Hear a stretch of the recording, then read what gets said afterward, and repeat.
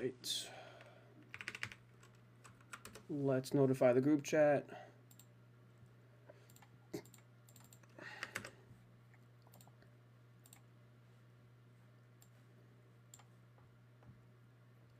All right, guys, what's going on? Let me just notify everyone that we're live, and we'll get this show on the road.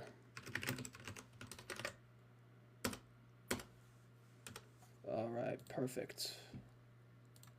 What is going on, everyone? Hope you're all doing well. Apologies for the, I think the last time I was live was on the 26th.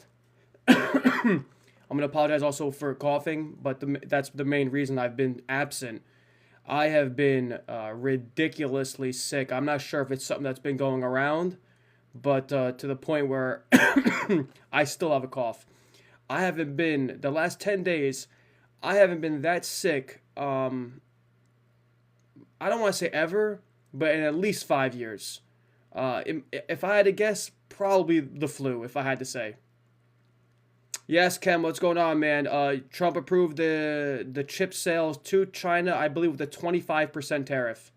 Good news, good news. How have you guys been otherwise? Hope you all had a great Thanksgiving. Again, apologies for being absent lately. It's just been hectic over here. Dozens of meetings a week. Meeting with a lot of Cube subs to plan for 2026, as you guys can imagine. And just being so freaking sick. It's unbelievable, man. What's up, my man? Good to see you. Good to see you. Thanks for stopping by. How's everything been? Zach, what's going on? Could you show us how to use Coin and look at a stock's financials?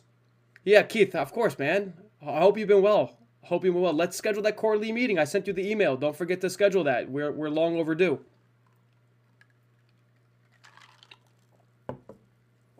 Ruben, what's going on, man? What's up, Bet? Ruben, what's going on? Man, I don't know if I want to join Fantasy next year after this, this, whatever you want to call that. This is, I need to, oh, congratulations, Keith. I need to get your opinion on something, guys, before we get into the stocks. So we have a Cube Fantasy League, okay? Fantasy football. Let me paint you guys a picture really quickly of what's happened the last 2 days and why I am ridiculously upset, okay? Thank you, Dennis. Good to see you here. I hope you guys like the wintery theme. Just set the vibes right, you know? Okay, so I am 6 teams of 12 make the playoffs. I'm currently tied in 7th, okay? I win, and the guy in 4th place is supposed to lose going into tonight, okay? Let me explain to you what happened. He's playing, the number 4 guy is playing the clinched number 2 guy, all right? The clinched number 2 guy, for the first time in Cube history, did not set a full lineup. He left Fannin, his tight end, on the bench. So the 4th seed guy is now going to win because the 2nd seed guy didn't play a full lineup. If the 4th seed guy loses to a full lineup, I take his spot and make the playoffs because I have a higher points. We have the same record, but I'd win on more points for. And the same guy that is the number 4 that's going to win because this is also the commissioner. And he's saying, listen, you should have set your lineup. This is the first time ever in the whole season that someone didn't set a full lineup. So I'm not going to make the playoffs because the number 2 guy said, yeah, I'm busy. I'm not going to set my lineup. I'm just going to let this guy waltz into the playoffs. When there's 5 teams in contention for this last playoff spot. Crazy, man. So, Ruben, if you want, league's all yours next year because this just destroyed the integrity of the league. Sebastian, Allen, what's going on, guys? So pumped to see you guys here. Again, as people roll in now, I'll start getting the stream underway. I'll just start with some fantasy football drama. But, Umar, what's going on, man? I've been violently ill the last 10 days. Forgive me if I'm going to keep coughing during this stream, but I couldn't wait any longer. I haven't streamed since November 26th. All right, so let's get into it. What do I think about SCHD? I think it's a great dividend ETF. I like it a lot. Do I own it? No, but I am a fan. It's been a little lackluster this year, if I'm not mistaken. I am a fan of ISRG. There's two robotic surgery companies I'm a huge fan of. Robotic surgery companies actually have treated me very well. I got very lucky about 5-6 years ago. Maybe 5 years. No, maybe it was, yeah, 2019 actually. It was 6 years ago. I bought this company called Corindus Biorobotics. Yes, Zach. Yes, brother. I'm going to get to it, bro. Nice and easy. And, dude, I bought them on May 1st, and I'm pretty sure they got bought out on May 8th. It was for an 80% premium. I made 80% in a week because I accidentally bought the stock a week before they got bought out. Thoughts on WBD with Paramount versus Netflix? I don't think it's going to get approvals for Netflix to buy them out. Ultimately, my gut says Paramount's going to get the win. And quite honestly, I'm not sure if I even want Netflix to own them. I'm actually thinking about buying the dip on Netflix. I'll take Nebius over Iron. Dog, what's going on? Dark, what's happening, man? You were in New York, bro? Why didn't you tell me? We could have got dinner or something, man. Kem, I'm not familiar with Atro at all. So it's really simple here, man. If we pull up a name like Apple, okay, you drop to the left over here. You go financial analysis. You hit income statement. And it's all right here for you. Catherine, what's going on? All right, Zach, it's very simple. You got this tab on the left that says financial analysis. Now, am I going to go through how to understand financials with you on stream? No, I'm not. That's why you guys, Zach, that's why you have access to the Google Drive.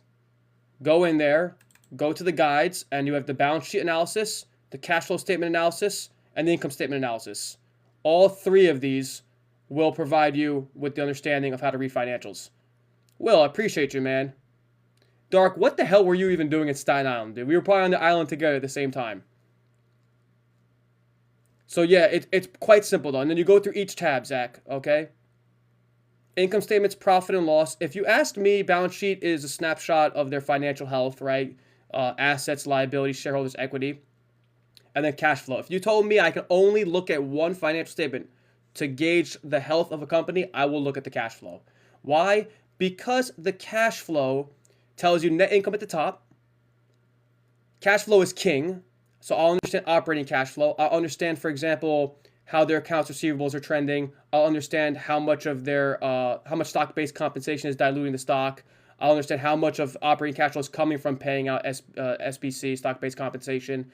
I'll get a good idea of how heavy a CapEx business it is on the cash flow from investing. I'll get a gauge of whether they're raising debt or paying dividends through the cash flows from financing activities. So I'll also have the ending cash balance at the bottom. So if you asked me if I had to look at one only, it would be the cash flow statement. Will, I've been investing since I was in college, man. So I'm 32 now. I started when I was 17, 18. So been at it for a while. Where do I find that Google Drive? You have access to it, man. It's Zach. Shoot me a DM. I'll resend you the link. When you join Cube, you're automatically sent the invite to that drive. Why don't you have 100% in Tesla? Starman. Well, first off, I never go 100% in any stock. I run a diversified portfolio. Secondly, I actually have concerns about Tesla's ability to hit L4 autonomy with just a camera and AI stack. I think they need a multi-sensor suite. Adobe, AI winner or AI loser? Currently losing, although I do think they'll come out on top. How's Amazon looking? Let's see, Doug. I mean, I love this stock long term. Chart-wise, not that healthy. You're looking at about 12.5% off highs, under the 20-day moving average, under the 50, and under the 100-day moving average. So really, right now, not healthy, Doug. This could be heading back to the 200-day moving average down at 215, honestly. Alan, appreciate you, man. All right, Zach, sounds good. A-Lab, too expensive for me. Ruben, Navitas, too expensive for me. How I feel about Nubank. So I had a meeting with a Cube sub. Now, I know you guys are probably wondering, what the hell do I mean when I say Cube sub? For some of the new guys here. Guys, I have been running Cube full-time for over 8 years. I have around 200 Cube members, subscribers, whatever you want, however you'd like to refer to them, and many of which I meet with quarterly. So I have one that is down in Central America, and he's actually a new bank client, and he's actually moving some assets out of Nubank because the promotional savings rate went from 15% to 7.25%, and it no longer is as juicy, and he's moving on. He thinks a lot of clients are going to follow suit. I will tell you, it's one of only 3 or 4 Brazilian-based companies I would own. I have a Brazilian stock that I own. I'm probably going to move on from it very soon because politics continues to get in the way. It's a lot of the reason I won't own Petrobras. As much as juicy as the dividend is, it's just so much crap you got to deal with the government and the ever-changing, swinging Brazilian real against the U.S. dollar. So it does make it a little bit difficult. But operationally speaking, Nubank is a fantastically run company. Valuation is a bit rich, but I just wanted to tell you that anecdotal note that I got from one of my subs that's moving money out. Yeah, Doug, you got the green light there. Mosine, CRM and Adobe.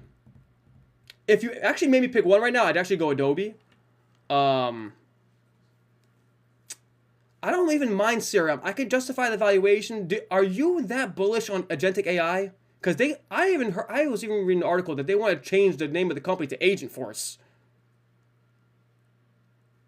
Yeah, IG, I have looked at the Nance ETF. There's also like a Ted Cruz ETF, but I think Nance is outperforming by a mile. What's your forecast of the Dow tomorrow? Up or down? Love to trade? I have no idea. Your guess is as good as mine, brother. I own things for 5+ years at a time, man. I'm a long-term investor. I don't waste my time trying to figure out where the market's going tomorrow.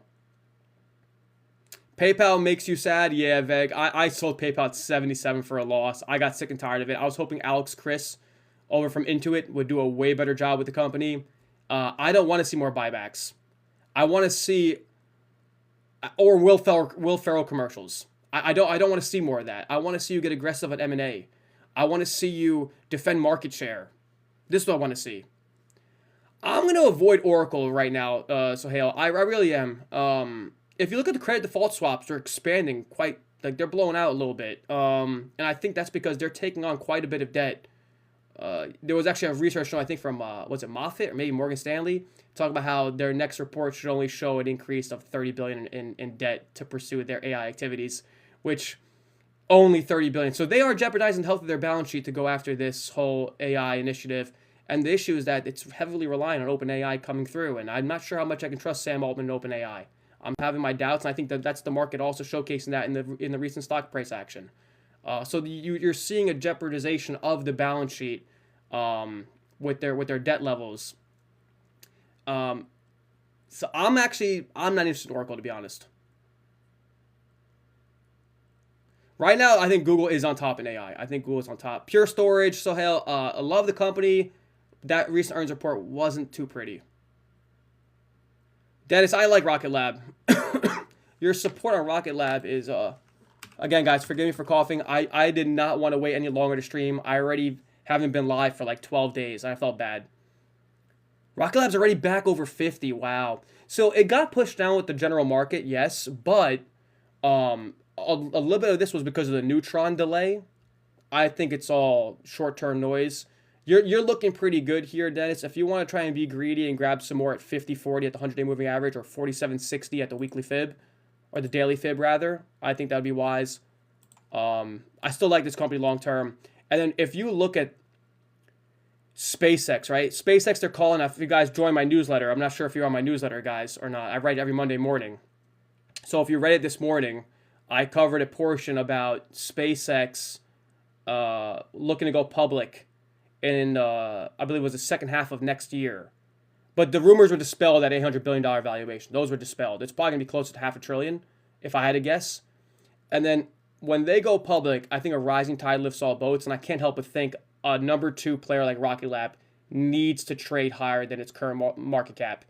I know there's an Elon Musk premium with SpaceX. I get that. It makes 100% sense. But Peter Beck is doing a great job over here at Rocket Lab. And quite honestly, the Neutron deployment could be a game changer.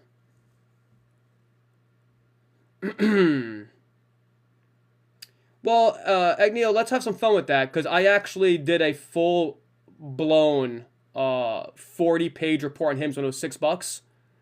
And so I called this stock from a mile away. I did a whole entire financial model on it for my Cube subs. Again, guys, I create equity research reports and financial models for my 200 plus paying members. Hims was one of them that I did at $6 when no one was talking about it. I did tell my subs I think taking profits at $60 makes sense based on my financial models and my bull case, bear case, and base case scenarios. So let's talk Agnio. If we're going to talk about if Hims can get to $6.5 billion in revenue by 2030, what are we talking with regards to EBITDA margins there? I don't like Hims right now. I don't hate the stock. I just don't find the risk reward that appetizing. All right, let me start getting a list together here because the names are coming in. Oh yeah, guys. By the way, I so desperately wanted to go live on Cyber Monday, but I literally could not get 10 words out without coughing. If you guys want, I left the code Turkey up. If you guys do want 25% off every month on a Cube sub, if you guys want to hop on a 2-hour onboarding meeting, one-on-one, see my portfolio, all that stuff. Like Ben's asking here, it's a fantastic question. What's my favorite growth stock at the moment? That's only for my subs, man, because I'm so excited about this company. I look forward to having the opportunity to walk you through what that name is. No one really talks about it. Me and the Cube guys are doing very well on it already. It's been ripping, but I still think it's early in the name. I try to do as much as I can for free, but I got to draw the line somewhere, man. So if you do want to see my portfolio, you do want to get my research reports, my financial models, my private live streams, which, by the way, next week, guys, we're doing the private live stream for Cube subs only. So we could talk about my favorite stocks, the economy, everything's fair game. I won't be hiding anything the way I have to sometimes on these TikTok streams. So that's going to be, you guys will be getting a link to that webinar meeting that on Zoom, and it'll be fun. I want you guys to chime in, turn on your cameras, a little back and forth action, some nice debates. We'll see Scotty and Chorn go at it, maybe if they can both join. It'll be a lot of fun. So if you guys are interested in that type of stuff, definitely consider joining Cube. There's a lot of subs in here, if you guys can tell. They've been with me for like 8 years now, some of these guys, like Doug. All right, so I think we got Polaris, Oscar. All right, we'll look at BTC and ETH levels. So, guys, if you want, use the code TURKEY if you want 25% off. I'm just going to leave that code up for just a little bit longer. I didn't shut it down because I wanted to go live to remind you guys, but I just was too sick to go live. All right, was that Wayfair? All right, so you're saying $1.5 billion on that. I would probably say $30 billion valuation, Agnio. Probably 20 times EBITDA multiple on that, I would say is fair. Like $25 to $30 billion valuation, I think would be fair then, if that's going to happen. The odds are like 90% right now, man.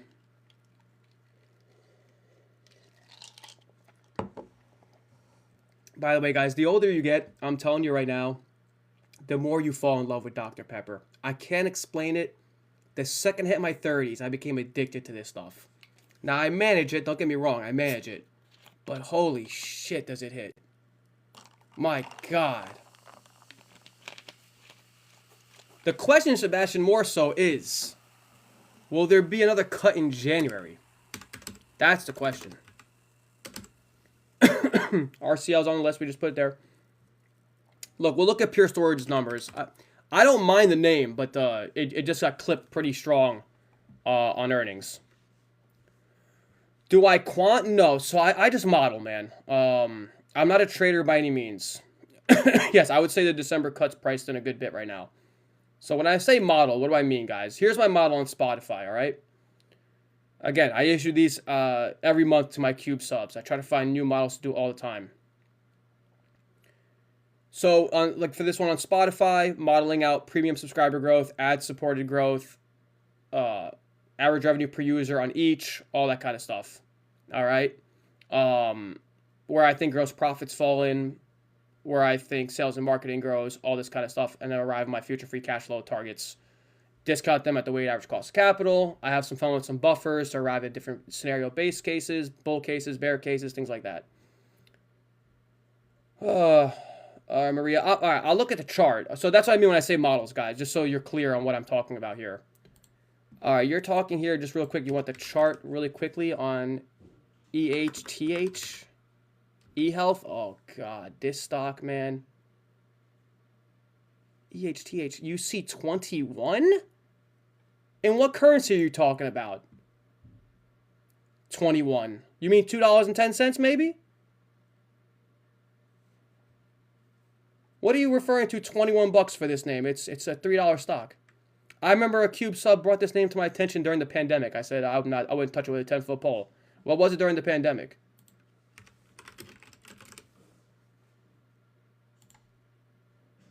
Yeah. it was just I just fell 90% as that guy asked me. Thank God we avoided this dump.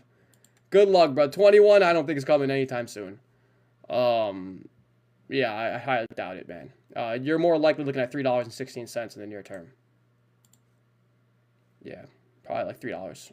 It's like $3.16, maybe. You know what? You might see 21. You might see 21 on a 10 times reverse split. You might. You don't need to bet with me, brother. Buy call options. If you feel that good about it, buy call options. All right. You don't have to bet with me. Maria, I wish I had better news for you. I just don't know where you're seeing a 7x upside. A stock that's been a downtrend for 5 years and who's... you know what? I'll entertain this. Let me see what the shares outstanding has grown to. This I'm curious about. Guys, I'll get to Nebius in a minute. Historical. Show me the shares outstanding here. Look at that beauty. Since the pandemic, how much more shares outstanding? It went from 25 mil to 30 mil. It's not terrible. Not terrible. You know, 20% dilution is not terrible. But, you know, a 7x upside means you're pretty much looking at $1 billion market cap. Good luck. I don't know where you're seeing a catalyst here, man. Expected revenue growth is nil this year, nil next year. Maria, listen, if you know something I don't know, good luck to you. At face value here, down 60% this year. Hasn't seen 21 in what? Last time it's seen 21 was 5 years ago? Yeah, well, yeah, 4 years ago. I wish you luck. Hey, listen, I got no dog in this fight. I hope it goes to 21 for your sake. I just don't see it. I'm not sure what catalyst you'll be looking at here. Maybe you're thinking Wall Street Bets short squeeze. Even so, I don't even think Reddit's Wall Street Bets group has the same pull anymore. They've been flopping on a lot of things lately. All right. Back to business. And if you're looking for 7x opportunities, I have way better ideas for you than stocks that are looking like this. We can look at Braze. I don't follow Braze very much, so we can look at the numbers. H graph. I really like to avoid the 5-digit symbols, man. Usually that's over the counter. All right, let's look at. Let me just see if I miss anything. Iron's not a bad stock, but I'll take Nebius over Iron. I'll take Nebius, even though I don't have any of these names. I don't have Nebius. I don't have CoreWeave. I don't have Applied Digital. I don't have any of these names. But if I had to pick one, it would be Nebius. Yeah, go ahead. Throw a stock in there. I like Nucor.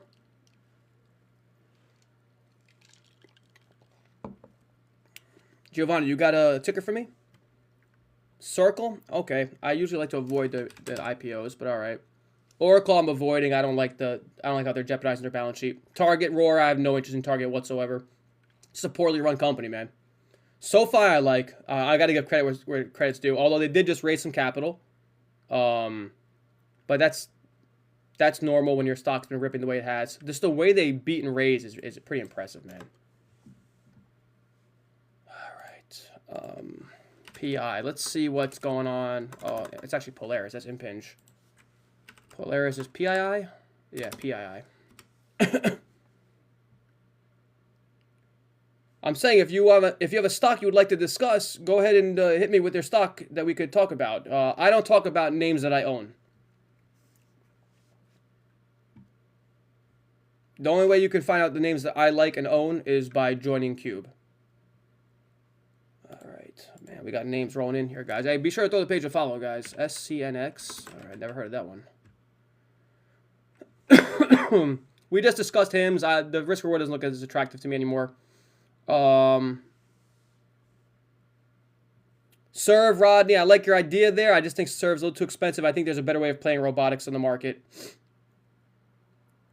Zim shipping, too cyclical, man. Too hard to. If I can't model the company, I won't invest. Synopsis. Let's take a look at Synopsis. Jeez. Frankie, I do like Amazon. Wait, God damn. I'm having trouble keeping up tonight. All right. Let's get to Polaris numbers here. Okay, what's the catalyst here? What are we looking for in Polaris? And I'm wondering, did it just jump because we want to... Trump's talking about, like, making smaller vehicles? Did it jump by any chance on that news? Like, I'm looking here at revenue growth. No, Polaris. Not polar bears. Polaris. You know, they make, like, the Doom buggies and stuff. I'll pull it up for you guys, man.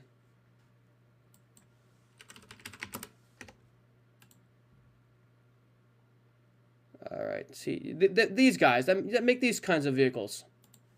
All right, TE and Garden Health. All right, jeez, we got names to go through today. I got to pick up the pace. I think I would rather invest in a polar bear as well, because I'm just not sure here. Guys, whenever I'm looking at a company, right, I'm looking at what's the potential catalyst. Are you wanting this name because of dividends? The 4% dividend yield? Because you can kind of get 4% in a lot of places. You're not getting any revenue growth. All right, I will give you this. There looks to be an inflection point happening in EBITDA, so I will give you credit there. That looks like it could be a catalyst. But I'm not paying 40 times next year's earnings for this name. I'm not doing it. Sorry, no way. This one I'm gonna hold off on. 20 times 2027 figures. I'm not paying for that. Good growth, but it's only because numbers have moved negative, so you can't even trust the earnings cycle here.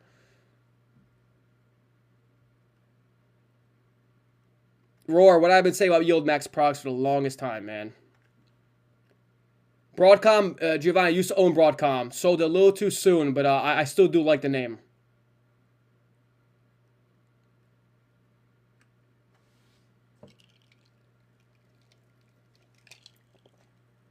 Ondas a little too risky for me. I like some other drone companies more, a little bit more established. Nebius also a little too risky for me, but what I will say there is, if out of all the names in their space, it'd be the one I own. Okay, let me get to the rest of. Let me bang out this list here. Oscar, guys, really quick. Oscar, financials look fantastic. The reason I won't touch Oscar or UNH or Humana or any of these names because I don't know what the future looks like for healthcare legislation with this administration. So for that reason, I'm in the dark. For that reason, I'm out. Shark Tank style. Bitcoin and ETH levels. Okay. Gotta crank this up here to keep up with you guys. Beautiful bounce off 80,000 fib. Okay. That's still holding for now. Still holding the 20-day moving average. It did get over it. Your support's 89.2. All right. To me, this looks like it wants to try 94. If 89.2 gives out, this is going right back to 80 in my opinion. ETH is looking a little healthier. It's also to its 20 moving average. It's knocking closer at that daily Fibonacci level of 31.76. So you got support at 29.80, resistance at 31.76, and resistance at 31.79. This 31.79 mark is going to be a little bit of a bitch. I'm not going to lie to you. Keep a close eye, Doug, on 31.79. All right? Right now, currently, there's more room right now for Bitcoin to move higher right now in the very near term. That changes if ETH can get through 31.79. All right. 80s, how's it going? I will touch on Nebius. I'll come back. I'll talk about Nebius again. I cannot believe how many people ask about Nebius. Crazy, man. It's actually unreal. TE's on our list. I'm going to get to it. I'm just doing in the order they come in. Let's talk Wayfair here. I actually covered Wayfair in last week's newsletter. For those that don't know what I'm talking about in my newsletter, I write a free newsletter every Monday morning, 8:30 a.m. Eastern Time, okay? If you guys want to check that out. It's completely free to join. All right. Modest 4 to 5% revenue growth expected over the next 5 years. 20 times EBITDA multiple. The growth starts to even out now, or at least mature a little bit now. 15% expected EBITDA growth next year, 18 times multiple. All right, so some seriously strong earnings per share growth this year. That moderates to 25% next year, which is still solid. 32 times 2026, 25 times 2027. This looks fairly priced now to me. 32 times forward earnings after this 111% run. What kind of cash flow are we looking like here? Last 12-month cash flow. Let's see what we got.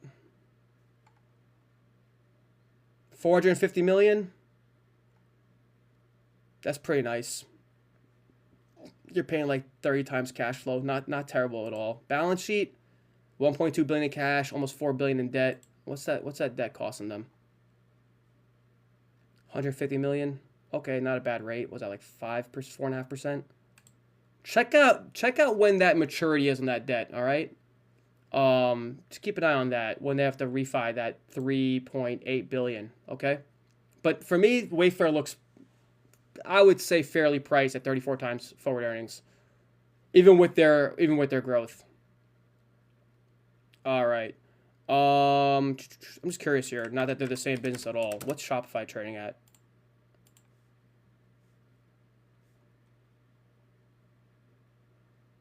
All right. Let's go to the rest of this list here. RCL, I mean, that's not the strongest. It's actually, you know what? I'd probably put it number 2 behind Norwegian. Let's see. You know what I'm going to do for you here? All right, so you got high single-digit revenue growth, 5 times forward sales, enterprise value to sales, I should say. Shopify is never something you're going to get cheap, you know? I don't follow XRP at all. Viking, I can tell you, one of the better clinical stage obesity drug companies out there. 2026 is make or break for Viking. We got to see how that phase 3 trial comes out for their oral, especially, but also for their sub-Q. Did you see Structured Therapeutics numbers today? They were pretty strong, and I was surprised they're testing 240 milligram. That's insane. Bradley, I'm talking to you there, Bradley. All right. All right. 13 times EBITDA is healthy. 16 times earnings. Let me just, you know what we're going to do here? Let's go ahead and pull up a enterprise valued EBITDA next 12 months. Let's pull up a price to earnings next 12 months. Let's pull up an estimated earnings per share growth over the next 5 years. And I'm curious who's got the better EBITDA margins over the last 12 months. And let's compare this to NCLH. And let's go ahead and compare this to CCL. See how we're looking here. All right, so right now, Royal Caribbean is trading at 12 times forward EBITDA. Carnival's at 8 times. Norwegian's at 8 times. Royal Caribbean's at 14.5 times forward earnings. Carnival's at 11. Norwegian's at 7.5. Carnival is expected to grow earnings at a 22.5% CAGR over the next 5 years. Royal Caribbean's at 21%. Norwegian's at 16.6%. Royal Caribbean has the superior EBITDA margins at 36% over the last 12 months. CCL is at 26%. Norwegian's at 26%. So, in other words, you are looking at what I believe. I think you might have the right name here in RCL. I think you might. Aventix, appreciate you, man. I think you might. And the reason I say this is because you'd always deserve a premium on your multiple when you have better margins, okay? And then you take into account that they are a hair below expected forward earnings per share growth versus CCL, but considerably higher than Norwegian. And I think that deserves to trade at a 12 times forward EBITDA compared to 8 times given the difference in growth there. If I'm looking at this, honestly, they all look kind of attractive. Obviously, you run into the risk of weaker consumer, right? I think I can justify these numbers. But if you want to take a screenshot of this, do that. By the way, guys, right above me right here, there is a rectangle, okay? Click that rectangle, and it will turn my screen sideways so you can actually see these more clearly, okay? So do that. You got a ticker for Sabanya for me? I used to own Take-Two. I no longer do. I made out great. I got in like 140, sold at like 225 average, give or take. But god damn it, Rockstar, how many more times are you going to delay GTA? In fact, I actually sold my first batch the day before they announced the first delay. Because we should be playing it right now, god damn it. We should be. Roar, I know, right? Turkey's overrated as heck.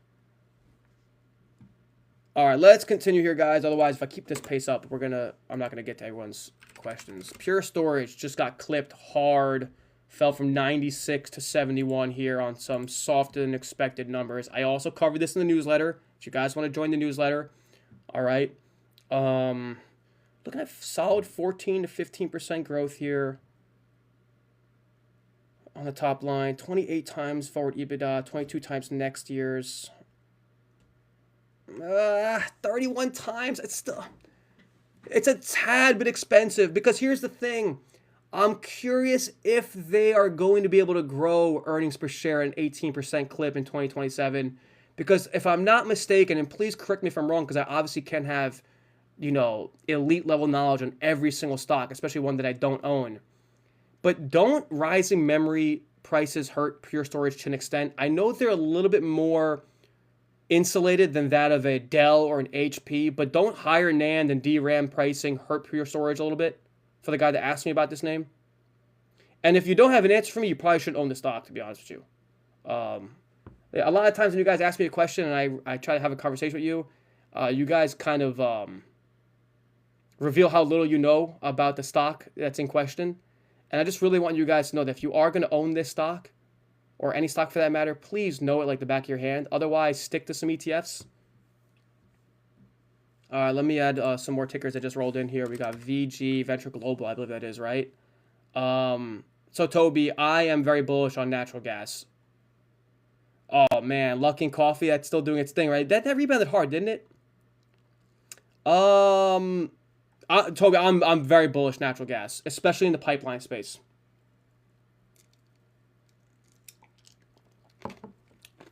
Ticker Lacer? You mean with a Z or an S? Snow, not a fan, man. They got clipped decent well. Covered that also in the newsletter. AMD, I just put out a financial model on AMD, Cooper. My model sees upside, and I was also discounting how much Sam Altman OpenAI come through for AMD's numbers. Did I miss one here? Oh, shoot, Venture Global. Okay, Braze. Let's talk Braze here. Laser and Marvel. I don't know Laser. Marvel, I'm very interested in. I'm probably going to put out a model very soon on Marvel. Probably going to put out a financial model on that soon for my Cube subs. Again, for those that don't know what I mean when I say Cube sub, I have 200 active paying members for my research reports and financial models, the group chat, one-on-one Zoom conferences, all that kind of stuff. If you guys are interested in that. Again, use the code Turkey. I felt bad because I've been sick the last 10 days that I wasn't able to give you guys a Cyber Monday code. All right. Rio Tinto, Kevin, I don't know much about, man. I don't know anything about that. When you talk about names that are in the commodity space like that, especially when they own locations where they're breaking ground, it's really, really difficult, man, to understand the metrics behind capital expenditures, the kind of margins they'll get on their specified commodity that they're pulling out of the ground. It's really, really tough, man. All right, Braze. Let's see what we got here on Braze. I don't know this name at all. First things first, what do these guys do? I don't like Neo at all.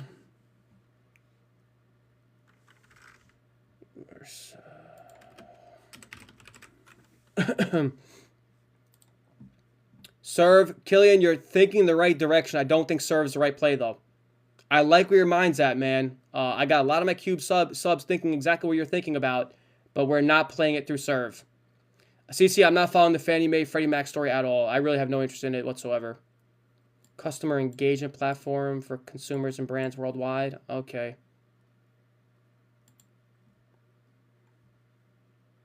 Let's see what we got here.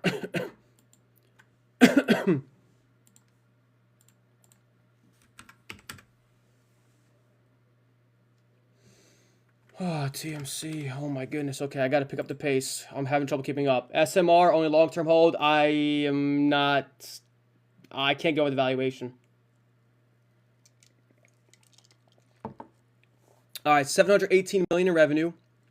21% growth this year. 17% expected next 2-3 years.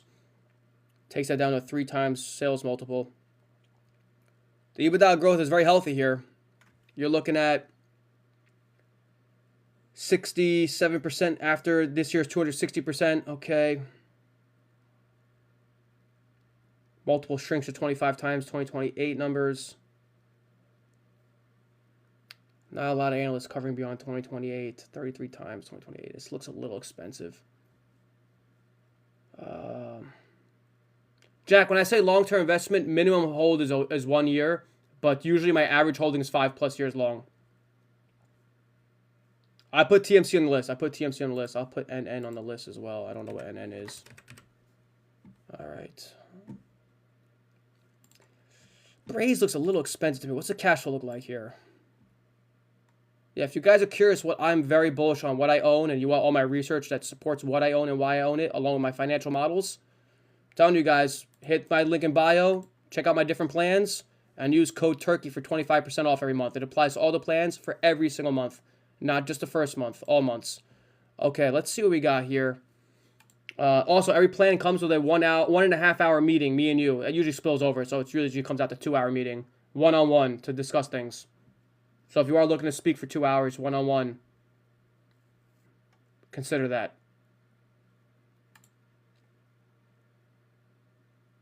Free cash flow only 30 million right now. All right, I was hoping that'd be a little stronger.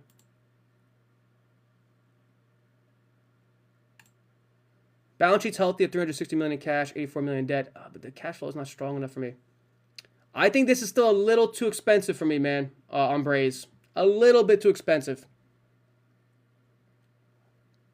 Jack, it would depend how risky you want to go. That's the point of the meeting. That's the point of the meeting. It really depends on the kind of risk appetite you have, your goals, your risk appetite, your horizon, a lot of factors, man. All right, Circle. Let's talk Circle here. SN is on the list. It's on the list. I'm going through them in the order in which they come. Brendan says the meeting alone is worth the sub price. Thank you, man. Thank you. Not to mention then the quarterly meetings. Those are good. We have ours tomorrow, brother. All right. ATO, I'm not familiar with. All right, so we got some different tickers coming in today. That's good to see. Guys, I will say with regards to Circle, just broadly speaking, anytime there's an IPO, I usually wait 180 days for the lockup period to expire. Jeremy, I already answered Nubank. It's one of only 3 or 4 Brazilian-based companies that I would own. But I do think there's some headwinds in the near term. All right, Credo. What is that? Arbor Realty? What is that again? Ted, do you like CMG? I think CMG needs a few more quarters. IoT, I think, is still a little too expensive. Circle looks, the growth looks good, man. 28 times. When did they IPO? Is there a lockup period expired? Circle IPO date June 5th. 180 days from June 5th. Yeah, lockup period just expired this week. All right, see, so with regards to Circle, see what the Form 4 filings are going to be looking like now that the insider lockup period has expired. See what the C-level executives are going to do, okay? The numbers look healthy with regard to the financials and the revenue, EBITDA, earnings. But now that the lockup period expired last week, see if management is dumping their shares left and right. Okay? That's always why I like to wait 6 months before buying an IPO. Because I want to see what insiders do. Jake, I'm not familiar with IMSR at all. Let's see here. Any thoughts about stocks related to flying cars? Not flying cars, but there is electric vertical takeoff and landing. User, a lot of my Cube subs do. We're going to get to ATO in a second, but it's at the bottom of the list right now. SCNX. You guys can have access to me 24/7 and have really let me dig into your portfolio. We're not talking about stocks like this, man. Get out of here with that bullshit. Synopsis just got the investment from NVIDIA, which, again, I covered in the newsletter. You don't read charts? Not too much, Maria. Very, very, very rarely, here and there. I'm all about modeling, dude. I'm all about long-term investing. So I'll look for a chart to maybe try, do my best to time do I just check revenue? No. Have a little respect here, man. Do I just check revenue and market cap? Hell no. Hell no. Bro. All right. Before I make an investment, a lot goes into it. Like months of research. Okay? So first things first. I'm a decent chart reader, okay? But I don't trade. I will tell you right now, even if I was purely a chart reader, there is zero chance in hell eHealth is going to 21 based off anything you see on the charts. Unless there is a reverse split coming that I don't know about. That's probably the only way you're going to 21 from 3. Because the chart isn't just a complete 5-6 year downtrend. So if we're talking charts, you got nothing there that implies 21 at all. Then, let's talk about now what I take into account. Okay? Yeah, what is it you do and how do you do it step by step? Roar, great question. Let me turn this into an educational segment here. Okay? First things first, I'm looking at the management team. We got to look at who's running the company. What is their track record of success? Can I trust this person, these people, to actually execute according to the game plan and beat their competition? That's number one. Number two, how do their products and services compete in the marketplace? Guys, amongst all these numbers, there's people behind the company. All right? And you need to be able to judge if these guys can go toe-to-toe with anyone else in their business. So you want to look at that first. Because you know how many people I talk to and they're so bullish on a stock. I say, okay, well, tell me about the CEO. They don't know even their name, let alone what their background is. Not very good. Then let's say I'm very bullish on their products and services. I'm very bullish on a potential moat, right? That, whether it's a war chest of cash, intellectual property, high barriers to entry and exit, you name it. Some kind of competitive advantage. After all that's checked off, I say, okay, let's take a look at the financial health of the company.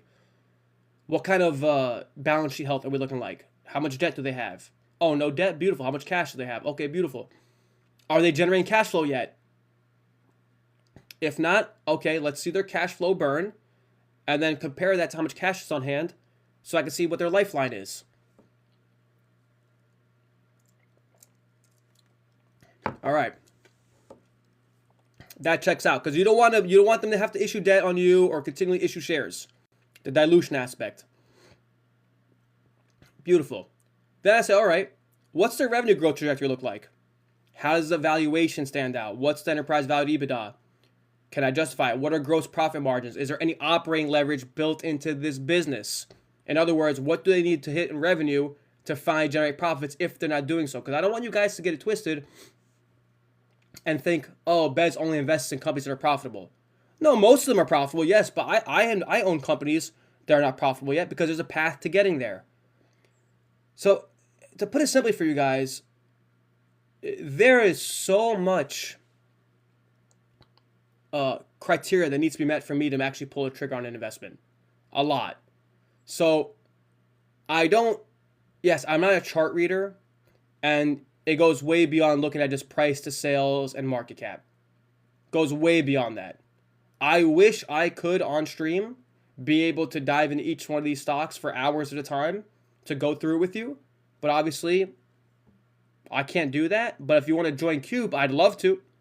I'd love to do that for you. All right.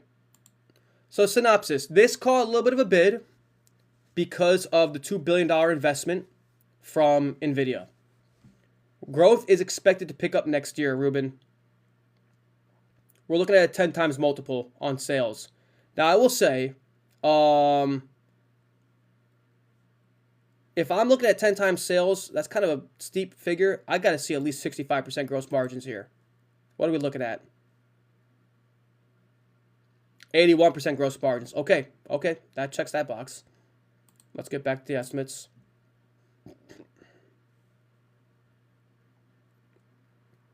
$23 times next year's EBITDA looks healthy on 49% growth. I like that. 33 times earnings, a little expensive. I think the cash flow here is very strong, by the way. Let me double check.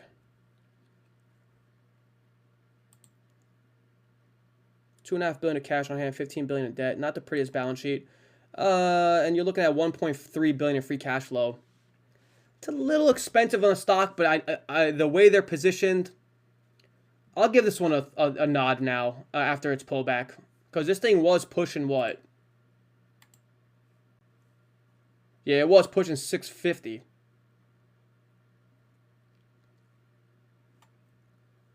Yeah. All right. Let's look at TE here. T1 Energy. What do these guys do?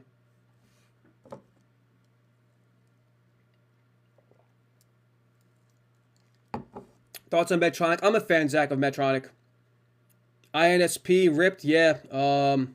Medicare covering, I think they increased their coverage for their product.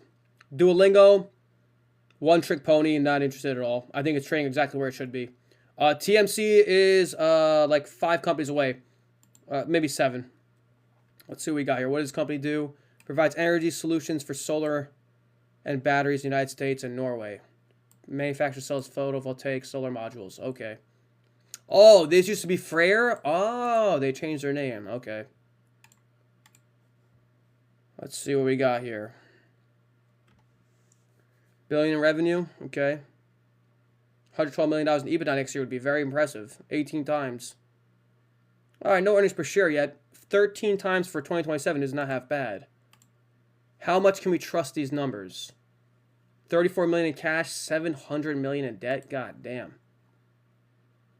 Still burning about 50 million a year. So, okay, I don't know if they've done it yet. The numbers look fine as far as revenue goes and potential EBITDA. But to the guy that asked about TE, well, you need to keep an eye out here if they haven't done it already. On this 133% run year to date, be on the lookout. They're probably going to issue some shares because this balance sheet's not healthy enough. They already did? They did? Okay, what did they raise? Sorry, guys. This is why I haven't streamed in 10 days. This cough. This ain't it.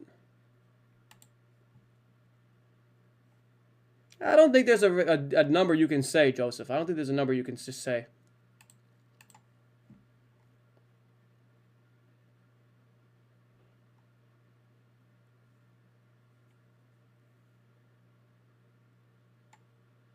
Let's see here.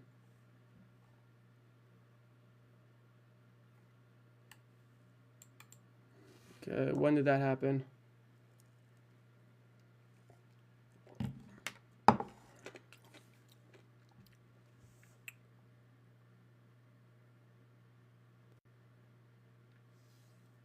One second here.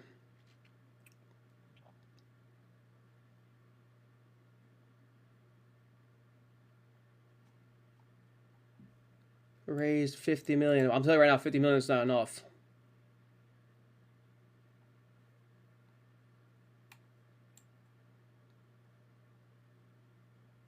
Yeah, Jordan, I can tell you exactly. I can tell you off the bat, 50 million is not enough.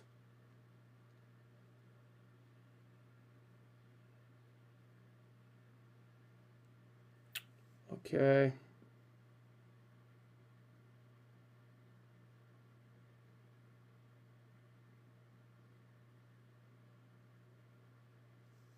Oh, yeah, they're very dependent on these 45x credits too. A lot of this cash is restricted because of that debt. It's part of the covenant. They're still gonna need more, brother. They're still gonna need more. Yeah, they still need way more. They just did 122 million in October, you're saying?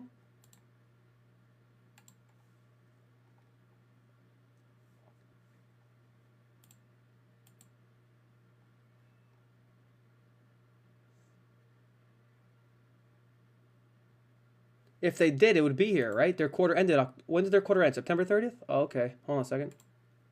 If they did in October after the quarter ended, then that helps. I'm not going to go through all their filings, man. Let me see. 70. I'm seeing 72 million here. Did they do more than this? Or you're taking the 72 plus the 50? Yeah, I think you're taking the 72 plus the 50. That's probably where you got that number, 122, right? That might be decent for them to get it to, but again, they're probably not done. They're not done. But all in all, dude, that looks good. Next Tractor is a really solid company, so it's good to see them in partnership together. They're gonna probably have to raise a couple hundred more million next year. I'll be honest with you, but as long as they're generating more EBITDA, then they'll be fine. Jay, I don't follow Bloom Energy closely enough, but we can look at their numbers. Let's talk Garden Health here. I like VRT. What's Garden been up to, man? I remember this name a long time ago. 30% growth this year, 26, 25% next couple years. Very nice. Oh, man. If you like Rich Tech, man, oh my God. If you really think Rich Tech's a solid stock, my goodness, do I have such better ideas for you.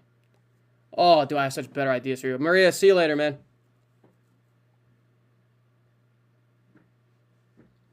No, it would be everything I answer is for long term. Every one of my responses is shaped for the long term. I don't answer like in the near term, unless we're like specifically talking about a chart. JD, Doug, I would just avoid. We can look at BJ's though. I would just stay clear of JD. We always have time for BJ. You're looking at a 1 year span, yeah, Dries. I still think, dude, there's way better companies out there with a way more attractive risk reward than Rich Tech Robotics at 150 times sales. Ted, here's the thing about the gene editing play. What do I know, man, about gene editing companies that I can provide any meaningful color on? You know, Ted? Like, when I did make good money on genomics, I owned an ETF to do it. Anytime, you have to be realistic with yourself. Okay? Nah, Dries, I can't. I can't. You'd have to join Cube, brother. I don't give away my top picks for free. If you want to join Cube, we can hop on a 2-hour meeting right away. It comes part of the subscription plan for a 2-hour onboarding meeting. I would love to walk you through with my models and my hundreds of pages of research on all my names. But I'm just saying, I'm trying to help you out as best I can here. I don't think Rich Tech Robotics is the best autonomy company on the market on a risk-reward basis right now. But as I was saying, I have heard of TMC. I'll cut the line for you, man, because there's not much to talk about because it's pre-revenue. My issue with TMC is not that it's not a really cool company. It really is. Deep sea exploration for rare earth metals type thing. Very cool. I'm just concerned they don't have enough cash on hand to fulfill their capital expenditure needs. There's no way that the cash they have on hand, in my viewpoint, is enough to fulfill their duty. I don't see it. So I do think they need to raise capital. I am actually thinking hard about Marvel. And I'll tell you this much. People say Marvel, but whatever. I'll be issuing a model on Marvel. So I went with Broadcom instead of Marvel and made a killing. I am considering stepping back into the custom integrated circuit space. And Marvel is starting to be a little bit more attractive to me after that last earnings report. No, Adam, I haven't.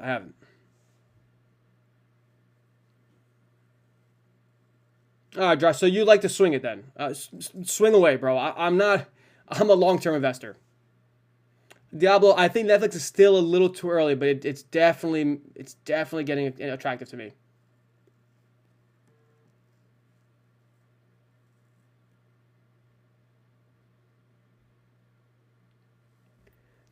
Doug, again, I don't follow TMC closely enough to be able to say if there's higher concentration in the ocean bed or not, man. I don't know. Maybe Adam can help you out here. I was just looking at their balance sheet and saying they need more cash if they want to pull this off. That's what I was looking at.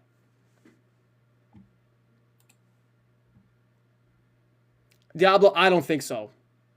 With regard to if Netflix will prevail on the Warner Brother merger. We can add Upstart to the list. Garden is still, if I use EBITDA as a proxy for operating cash flow, that means that they're still going to lose about 150 million more next year. What's this group you talked about? It's my company, Dries. My company's called Cube. I've been running it for over 8 years full time. A lot of the guys you're seeing in this chat tonight have been members with me for 8 years. Doug right there has been.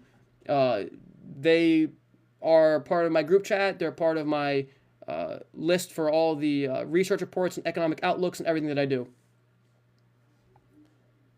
Okay, Adam. Okay, so the contract wins are cool. Are they coming with upfront cash for TMC? Because it's still not addressing the issue of do they have enough cash on hand to fulfill, and execute on their goals.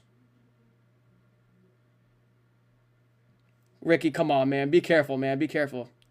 Dries, take a look, man. You have 3 plans to choose from. Every plan comes with a 2-hour meeting one-on-one. I'd love for you to see everything that I'm invested in.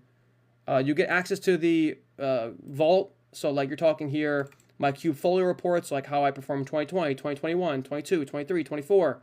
My recaps, and these are all 150 pages long with my research of every name that I own. That's fine, man. I got plenty of guys out in Europe. Research reports on every name that I own with accompanied financial models backing my price targets. I have models that you also get access to, like on AMD, ASML, which I have to update, Kava, John Deere, HIMS, Reddit, Snowflake. I create these models. This is one I did on Spotify, for example. This is what people subscribe to me for. This is where I differentiate myself.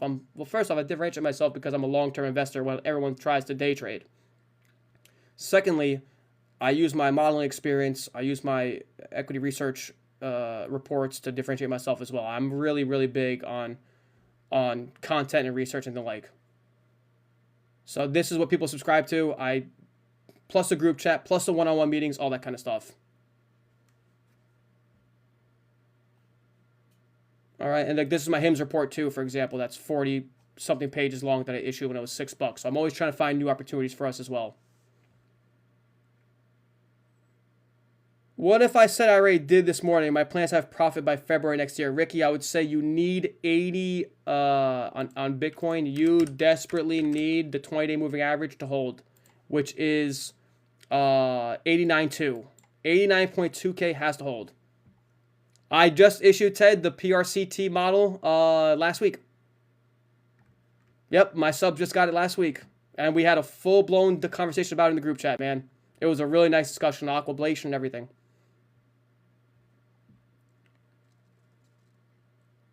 Oh, you meant John. Oh, J. You thought John Deere was JD. Okay, no, Deere is DE. All right. Dries, you can ask all the questions you want, brother. Brian, I'm no interest in Oracle. They're jeopardizing their balance sheet too much for my liking.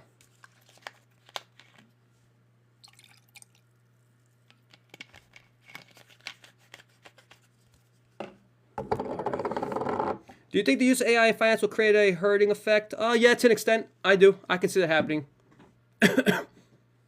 Right now, I try to use AI to help my models. It's dog shit.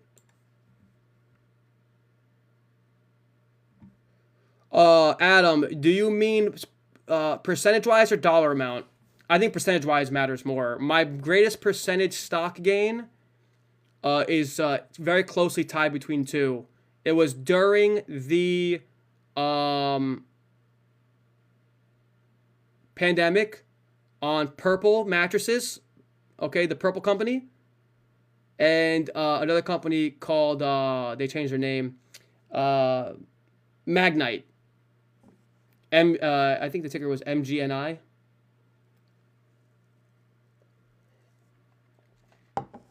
What percentage of your income with those subscriptions are you putting in the stocks?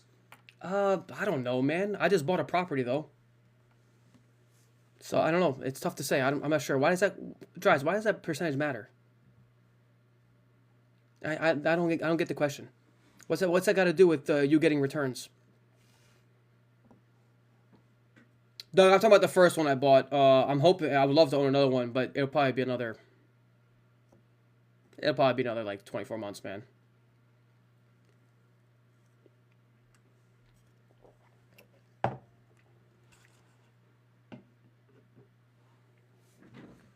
We already went through Circle.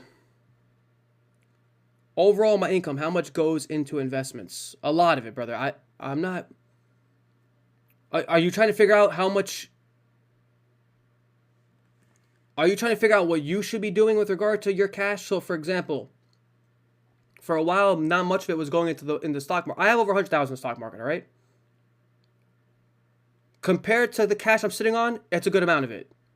Especially because I kind of dropped a good bit on a duplex early this year. So far, so good. Yeah, Doug. Just a lot of renovations and things like that. That's also been taking up a good amount of my money as well. A bulk of that renovation is probably coming in February. All right, let's keep going here.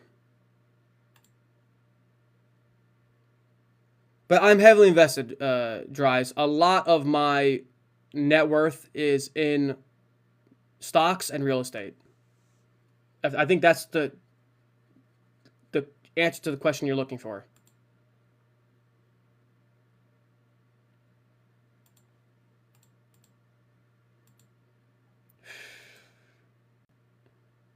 Yeah, brother, keeping cash in the bank. I keep enough just in case of emergencies. Otherwise, brother, I'm putting it to work. Inflation's killing us. The only way we're gonna get ahead today is putting our money in areas that's gonna generate returns for us, man. Saving in the bank is not gonna make it happen. You know, they're saying inflation is 3% a year. We know it's more than that.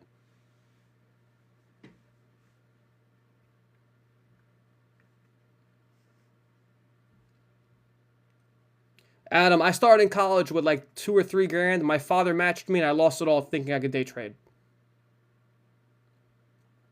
So that's really the money I started with, and it was gone. I had to rebuild it.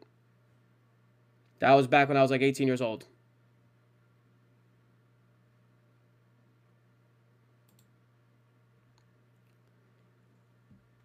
What's going on, bro? You like Oracle, man?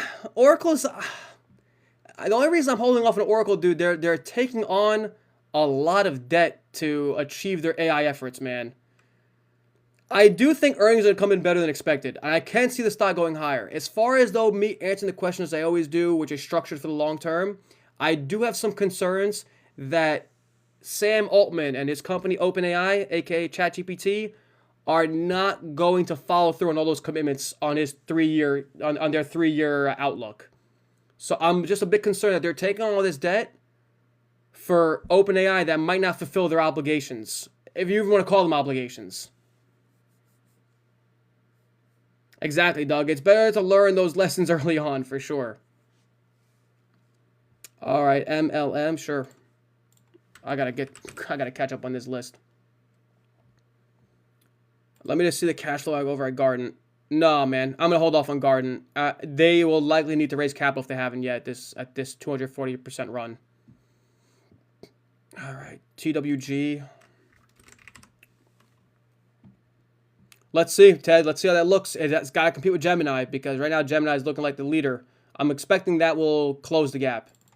Guys, with regard to Nebius, I'll pull it up here. Nebius is probably the only name in this space that I would own in comparison to Iron or Applied Digital or CoreWeave, just because I feel like they have a better software offering that might differentiate them from what I believe could be a commoditized hardware business. Yes, Google did sell off, and then I think Nvidia and Microsoft were the only two mags that were green today. Look at the revenue growth expected over at Nebius, man. Unreal revenue trajectory. 18.5 times next year's EBITDA. How can you not justify this? I can still justify Nebius. I can. Thank you for the follows, guys. Keep them coming in. Forgive me again. for the annoying cough. I was like, I just can't wait any longer. Damn.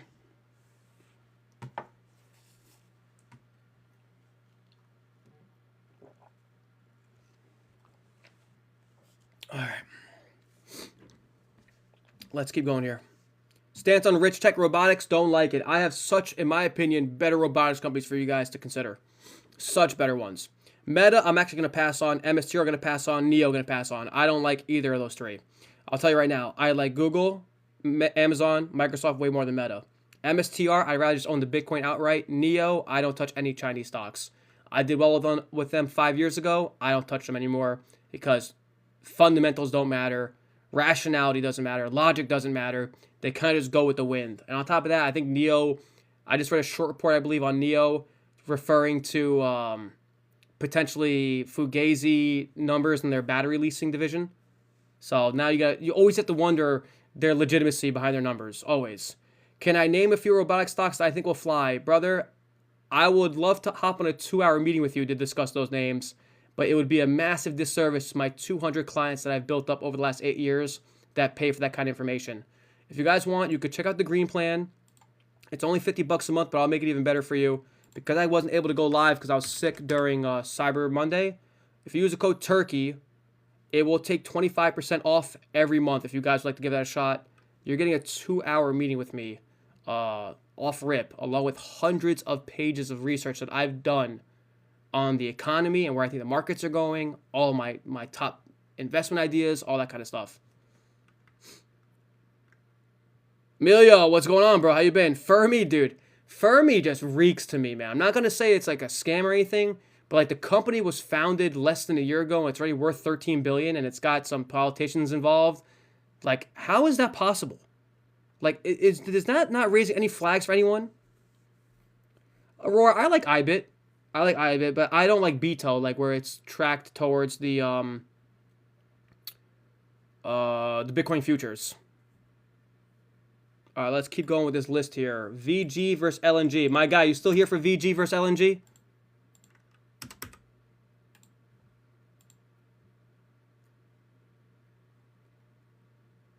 If I buy your membership, like what percent is in there is right? Can you tell me a statistic? Can you elaborate again what you mean by that, man? I'm not sure I understand your question. So when you join, I'll show you what you get.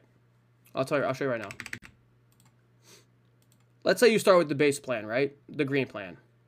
You get 100 plus page reports on every single time period that I reported my portfolio. Usually it's at least every 6 months, but usually every quarter. So this is what it looks like.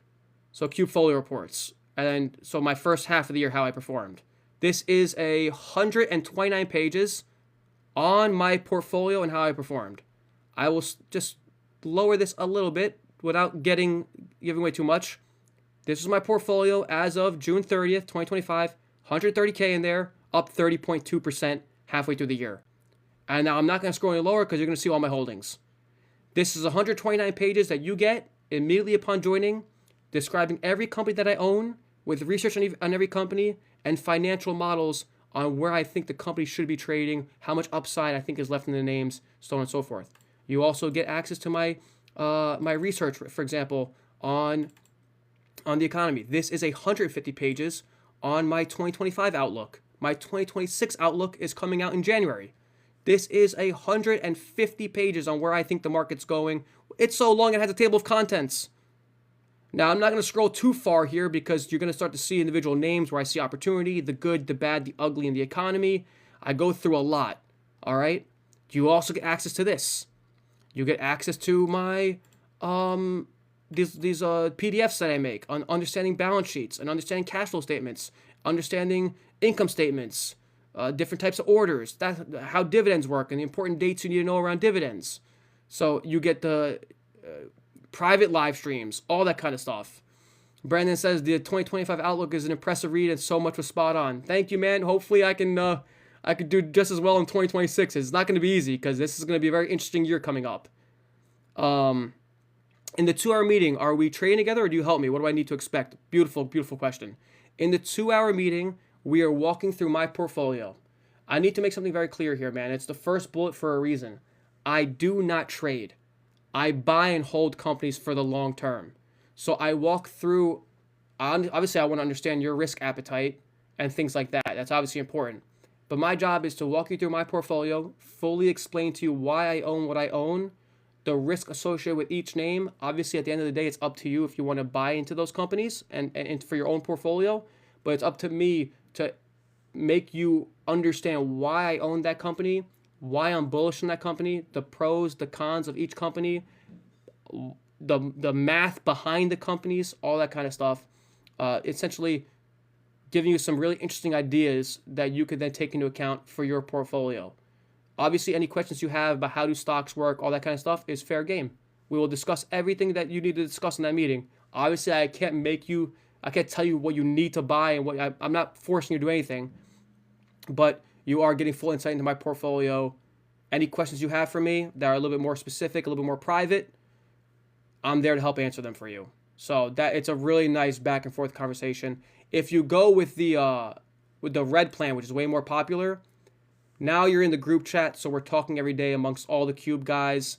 You're also getting now quarterly meetings, so now we're meeting every 3 months as well. And then you also get the new models and research reports that I also put out on stocks that I don't own every month. So this red plan starts at 100, but again, I felt bad because I wasn't live for Cyber Monday because I was sick.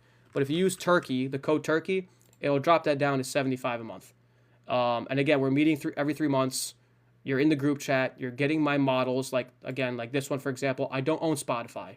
I issued this one of the months on where I think Spotify should be trading and my math behind that. And I also let you toggle with these numbers as well to help arrive at your own price target. And then I do research reports like this one on HIMS that I also issue that you have access to the whole library as well on previous ones that I've done. All right, so this was 40 pages on HIMS was $6 a share. I'm doing a private live stream next week with all the Cube subs. The payment is monthly or yearly, so if I want 2 months to cancel, is it possible? Yes, you could stay as long as you'd like, although I will say, man, it would really suck if you join and leave after a month because I'm taking the risk with you. I know, for example, if you join the green plan, right, and you use the code and everything, I will tell you right now, you could take advantage of me. I'd be very upset if you do. Because the 2-hour meeting, right, is worth way more than $50. Okay, my time is worth a million times more than $25 an hour. Okay, and on top of that, you're getting all of my research that I spent hundreds of hours compiling and doing. So if you did subscribe and then unsubscribe, I will tell you right now, you will likely be the reason I start making only 6-month subscriptions. I will stop doing monthly because I'm trying to build a long-term relationship with you. That's why I'm trying to lower the entry fee so this way you're not so scared to try it. Obviously, if you're not happy, you can move on. There's no commitments. There's no cancellation fees or minimum time restraints that you have to stay with me. But would I be upset and feel like I'm being taken advantage of? Because there's no way you can know if it's still worth it after 1 month. It's just like we're just getting started. We're just building this relationship together. So I would be pretty pissed off. I'm not gonna lie. And if that does happen, I will change my whole entire pricing model. I think Emilio and Ruben, who are both subscribers by the way, are right. No one really does this to me, so I haven't felt the need to make an edit. But if I do feel like I see a pattern here where people are joining to see everything and then canceling, I will have no choice but to make it 6-month minimum stay because of the amount of time and effort I put into this, man. On top of that 2-hour meeting, I'm not here to do 2-hour meetings for $25 an hour. On top of all the hundreds of pages of research report, you know what I'm saying? I have 200 members that have been with me for a very long time, man. That guy Doug that you might see popping up in here every so often has been with me since 2018. So we're about to hit our 8-year mark. I hear you, Emilio. It's the same way I treat my stocks, investing long term, is the same way I run my business. I'm really trying my best to build a long term relationship with you as well. And again, I don't believe I could do this for 8 years full time if I sucked, quite honestly. There's a huge learning aspect of it too. It's not just about like trying to find you new and interesting investment ideas, because you want to stay subscribed because I'm always finding new ideas. That's why you want to stay subscribed. I'm telling you though, the red plan is way, way, way more valuable because that group chat is just addicting. The way we're debating stocks and talking about the economy and the new models at issue and all that stuff, it's very, very addicting. So I hope you guys, for those who are listening, give it a shot. Again, if you're not happy, it is what it is. But after a month, I'd be kind of shocked because like, you can't really draw a conclusion on whether you're enjoying Cube yet after such a short period of time. So I hope you guys don't take advantage of me. I'm really putting my hand out there to and putting the risk out there myself. I believe I'm taking the risk. And I hope you guys don't take advantage of me as all. Because I do believe you will be pleasantly surprised by the research I do and the meetings that we have. Like the last 4 guys I commented are all subs. Dennis, in the summer I was actually addicted to the group chat. Dennis, I know you're a staple in the group chat, man. People love your company. Same goes for Doug, Brendan, Emilio. I wish Emilio popped in more often, but that guy's always up in the air flying. And I actually mean that quite literally. I'm not saying he's high all the time. I'm saying he's actually up in like altitude because he's a pilot. Not that because I don't want to throw him under the bus. All right, let's get back to some of these. It's an app or a site. It's on Slack. So like Telegram or Discord, but it's a little bit more professional. It's called Slack. And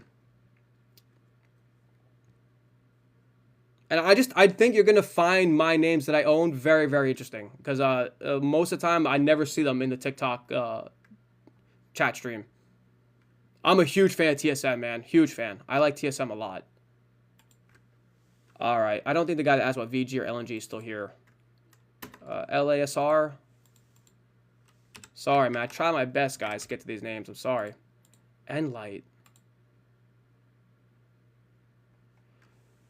Enlight. That's not Xlight. What is Enlight? Are these the guys making lithography equipment?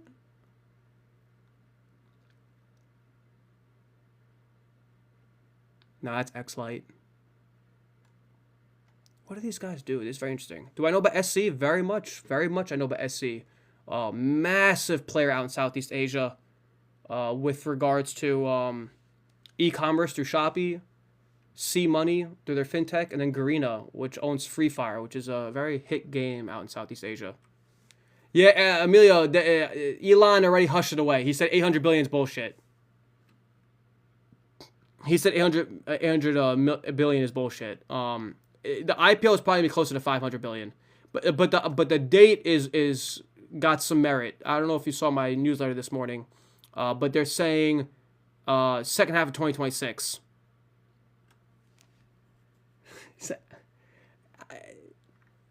It's my job, man. What are your final goals of trading? Real estate, brother. Real estate. I'm hoping to grow my portfolio for the next 20 years and then cash it all out in 20, 30 years and buy myself a massive multifamily unit. I'll be acquiring, God willing, more and more along the way. But the end goal is a massive real estate portfolio. That's why I diversify my portfolio, but I do invest quite aggressively. Although the Cube group chat guys telling me I don't invest aggressively enough. So SC, I'm actually a huge fan of. This pullback looks quite attractive to me. Let's see here. Elon Musk, 800 billion. I'm pretty sure he said no way. Not accurate. Right there. Let me see. Because I think they just raised money at 350 billion. My guess, it's going to be a $500 billion IPO and then probably spike 20-30% on that day. What am I going to trade when the market opens? I think this is what you're misunderstanding here, brother. I don't buy things every day. You have to remember, I own things for a very long time. So there might be a week I don't do anything because I'm so focused on the long term. Brandon, again, my favorite stocks, the only way to know is to become a Cube subscriber, man. Doug, you have the green light. You have the green light, Doug.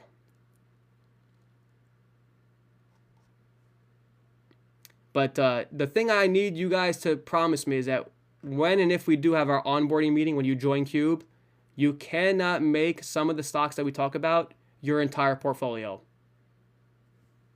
Brandon, I don't know, man. We're talking about stocks here. We're not talking about stocks. I want to see Enlight. That's what I wanted to look up. What is Enlight, man? What do these guys do?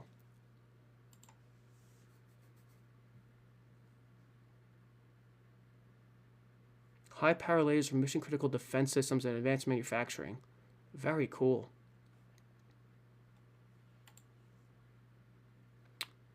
Ramadan, I like SoFi, man. I actually do. I don't own it because I can't model it because it's quite a complex business. But the way they beat and raise like every quarter is just stellar, man. The recent dip makes sense because they raised some capital, but when you're a growth stock, it makes sense. It's normal. They're not doing it to keep the lights on. They're doing it because they want to get more aggressive. Nah, one's enough. For example, brother, where are you from? Regarding multiple brokers, where are you from, man? Most people, if you're international, a lot of my international guys, I have some guys from Dubai that are subs. They use interactive brokers.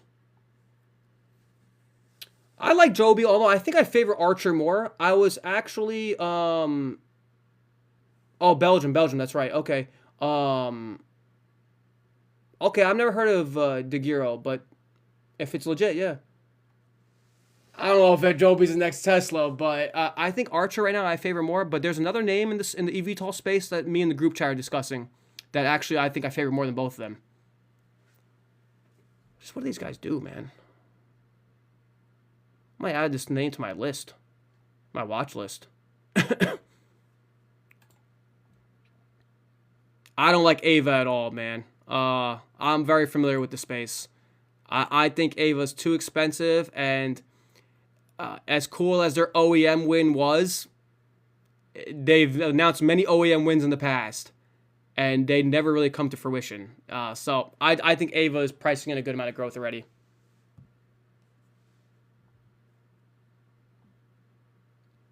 This Enlight company looks pretty attractive to me. I'm going to add it to my watch list here. It's expensive, but it is growing well. I'm going to add it to my watch. Appreciate that. Danny, we already looked at Wayfair earlier tonight. I think a tad bit expensive. John,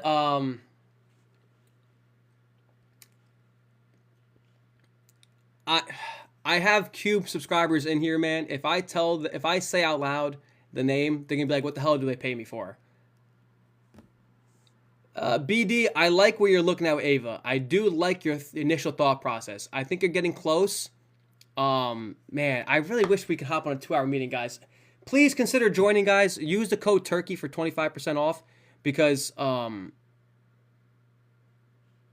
you know, I would love that because no matter what plan you join, we hop on a 2-hour meeting, and I would really love to discuss things with you guys. Beta's a solid name too. That's one that not many people talk about. Josh, over what time period are we talking about? Hertz has 0.36. He's shitting the bed that bad?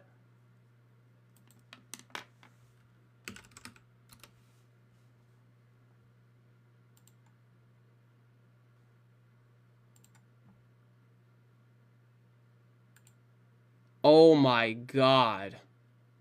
9 for 15, 2 picks. You know, I asked my brother this.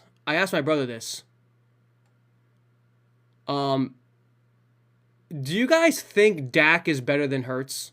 He's like, you know what? He's like, that's a great question. I think Dak Prescott might be better than Hertz. Let me see what my brother's doing.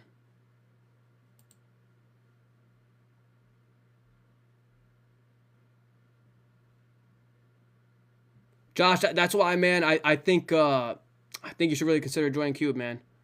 All right. Yeah, my brother's gonna win. Holy shit, my brother's gonna win. Let's go. Good. My brother's got a nice team. Josh Allen, Bijan, Josh Jacobs, Amon-Ra, Pickens, Loveland, Sutton, Myers, and Corum. Pearsall as well. Cup.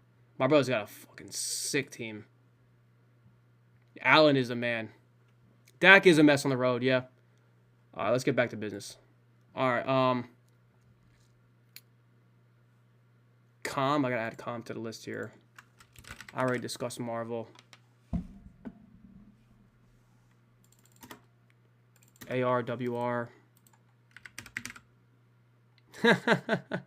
Arrowhead Pharmaceuticals. What is this? Is Kansas City Chiefs? I think Path is properly valued. There's just not enough revenue growth there to get me excited on Path. Stance on Nauticus Robotic. You got a ticker for me on that one? Zach, I like it. It's not... They're not really anything similar. But I like it. I like Rocket Lab more than Snow, like straight up. But the thing is, Zach, you probably have some space exposure already. Luca, I discussed this on last stream. The reason I'm not invested in Poet, I'm looking elsewhere at a name that is going against Poet through an acquisition, is because I was doing research on Poet, man, and man, I came across a YouTube video where the YouTuber was being paid to promote the stock. I was like, damn, man, that turned me off completely.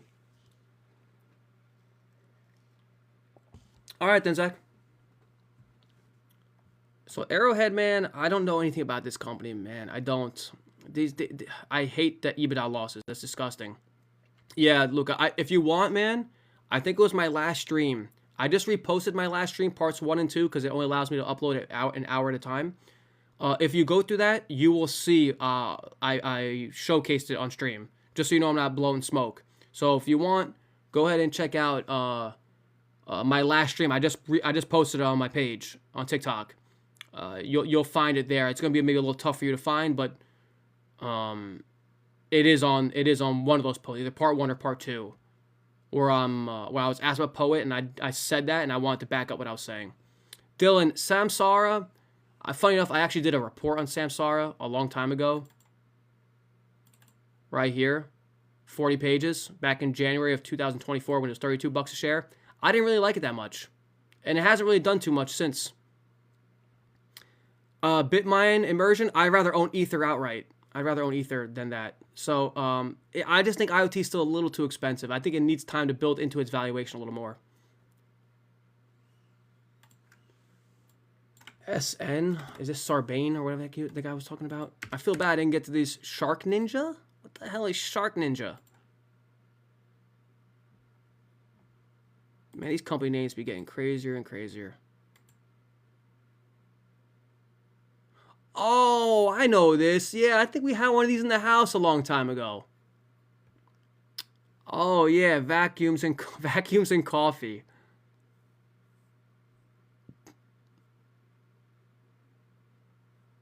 What do you guys know about this?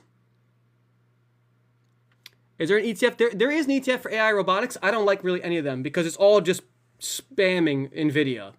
I handpick my AI robotics companies that really aren't in those ETFs, or if they are, they're such a small allocation. I handpick my AI robotics companies. That's some of the stuff I wanted to walk you through, man.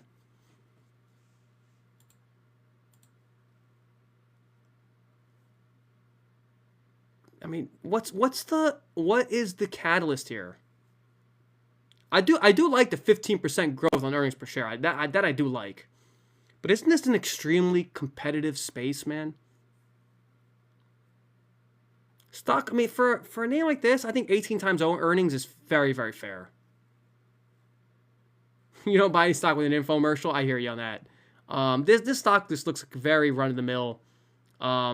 It kind of reminds me of... Oh, I gotta dig deep here, man. iRobot.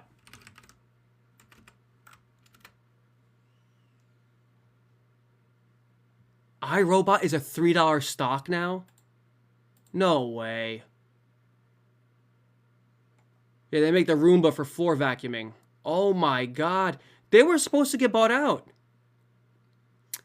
Brent, how would you describe like an info? Like, because you're from Belgium, man, so it might not make sense. Because I was gonna say, it's almost like he wouldn't know what that means. How would I describe it to someone who's not from the States? Yeah, like a 30-minute commercial, almost like, you know those TV programs for like old people channels, and like for like 30 minutes they're displaying the product. We call it QVC here, but I don't think you would know what QVC is. Jill, I would wait. Exactly, Cook. Exactly. Jill, I'm personally waiting. You nailed it, Doug. Hey, Cook. Exactly. You guys got it. Cook, I think I saw when because I wasn't on TikTok for a while. I got a message from you. I think you were asking about chili stock. Who owns chili stock?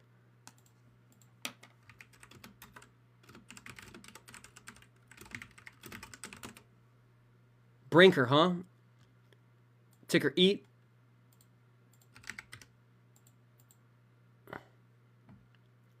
Because Chili's is making a comeback.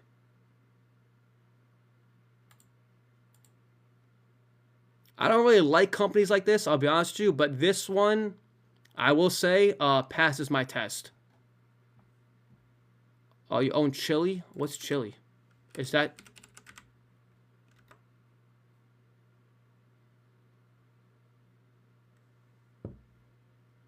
is there a stock to invest in cigarettes? Yes, two of them. MO, Altria Group, that owns names like Marlboro, and also and Philip Morris, PM. DCB, you're killing me, man. I'm sure it's brick over there, because it's already like 30s over here in Jersey. And don't we have like a polar vortex coming from you guys in the next week or two? Let's see here. The first one was, look, ticker MO. Ultra Group. MO, let's see, Ultra Brands. I'll tell you right now what they own. They own Marlboro, Copenhagen, Skull, which is like this, that's dip.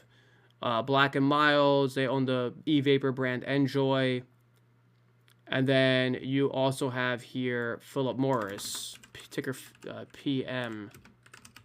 They own all. I think they share ownership in Marlboro, Parliament, Virginia Slims, L&M, Icos, Zins. This name's been running lately, man. Let me see what they've been doing since then. Doug, that might be coming your way, huh? Yeah, dude, look at that. I think this is Zins that have been doing this, man, and Icos. Sebastian, what's going on, man? I actually think, look, Adobe, I don't like the recent merger news. Yeah, you're right, DCB. I don't like the recent merger news with Adobe. I think they're overpaying. I don't really think it makes sense. But once I get past that and all and whatnot, I do think Adobe's going to survive this whole AI headwind thing. I still think they're going to come out on top. I don't have a position, but I think it might be one that I consider in maybe late next year. EME. MCore? I've never heard of this name. 17 billion a year in revenue, though. Growth should moderate to single digits afterwards. 15 times next year's EBITDA on 8% growth. 22 times earnings for 9% growth. This looks fairly valued right now. 655 million in cash, 430 million in debt. And they're doing around 1.1 billion in free cash flow. What do these guys do? Numbers look fine. Electrical and mechanical construction facilities. Yeah. Electrical lighting systems, low voltage systems, roadway and transit lighting, fiber optic lines. Yeah. Looks pretty solid, man. Base, I am not interested in Warner Bros, but I am interested in the dip that's happening in Netflix. Although I'm going to wait that out a little bit longer because I ultimately don't think the FTC is going to allow that merger to go through. Plus, Paramount might come in with a better offer. And I wonder what happens then if for the breakup fee. What that's going to look like. I didn't read through the ramifications of it. Yeah, Corbin, I can see what you mean by here, especially with the fiber optics. central plant heating and cooling system, so they're getting some data center in there as well. Hey, what's up, brother? SMR interesting to you? No, it's not. It's not. You're a rookie, you need to learn? I'm your guy. I'm your guy then, brother. I think Netflix does pay the $5 billion fee. I gotta double check that. Don't hold me to it. I gotta double check. I don't want to say the wrong thing. If you're a rookie, you need to learn, brother, consider joining Cube, man. I got those 3 different plans for you to consider, and then I'm extending the discount code because I couldn't go live. I was sick during Cyber Monday. The code's Turkey. So if you did want to join, for example, like any of the plans, 25% off every month. And we hop on a 2-hour meeting. You get all my research reports, all my models, all my documents, group chat access, all that kind of stuff. Robbie, I don't have a 2026 prediction for either name, to be honest. I don't own either. I don't have either company modeled either. So I really can't give you a prediction. Like, if you look through my models, I would be able to give you an actual price target. So like if you ask me about AMD or like BJ's, or you ask me about John Deere or a Snowflake or a Spotify, then yeah, I could maybe give you some more color. But I don't have either of those companies modeled. But this is what I mean when I say that I create models, and this is what they look like, guys. Just if you guys want this one, I'll send it to you on the house. If you guys want to see the work that I do, but I think all things aside, the 2-hour meeting alone when you join Cube is worth it. Are stocks gonna drop in the end of December? D, your guess is as good as mine, man. I have no idea. If you're asking my guess, because that's all it is, I'm gonna say higher. I think we may go higher into the end of the year. Historically speaking, the data would suggest we go higher, especially if the Fed leans dovish. Nico, I have trouble with the valuations on Lemonade and Root, man. I have a lot of trouble with the valuations there. Mush, I like Grab. I don't like Oscar. Not because of Oscar specifically, but more so because I don't know what the future of healthcare legislation looks like with this admin. No, D, you're look at the data, brother. I don't want to say you're wrong, but you're wrong. The end of December is usually, I cover this in my newsletter. The data suggests that the second half of December, it could be wrong, but it could not happen. But the data says end of December is going to be strong. But the Fed will determine it more so this month than previous years. Yeah, Ted, you can keep an eye on CMG, although I think CMG needs a few more quarters to restore some faith in the stock. I hope so too, but D, I don't really care, man. I don't like spin my wheels over the near term like that, man. I'm the cost. So it depends what plan you're looking for, man. But if you click on the one, my plan right here, the green is $50 a month. Although the amount, I would say the red plan is way better. But regardless, you can use the code Turkey and it'll take 25% off. And we can hop on a 2-hour meeting, no joke, as soon as tomorrow if you join tonight. And I can walk you through my entire portfolio, answer any questions you have, and get in your hands all literally hundreds of pages of research. So you can use Turkey here, although I'm telling you the red plan with the group chat and the quarterly meeting, so we can meet every 3 months, is way better value. The group chat, you're going to be very addicted to the group chat. That'll knock it from 100 to 75 a month. Because I'm telling you, to meet every 3 months is clutch. Nico, now we're talking. I like TSM and Silver quite a bit. HIMS, when I talk about research reports, here's a 40-something page report I did on HIMS when it was $6. My job is to try to find hidden gems before everyone's talking about them. I scoped out HIMS at 6 back on October 19th, 2023. Now, after this 8x run, I don't find the risk reward as appetizing. I'm focused on other areas now. And again, I love the opportunity to walk you through what those other companies are. They're spanning robotics, geospatial intelligence, AI, you name it. Luke, what's going on, bro? What do you mean? meet every 3 months, one-on-one, man, so we could talk about your portfolio and talk about my portfolio. They're quarterly check-ins to see how your portfolio is doing.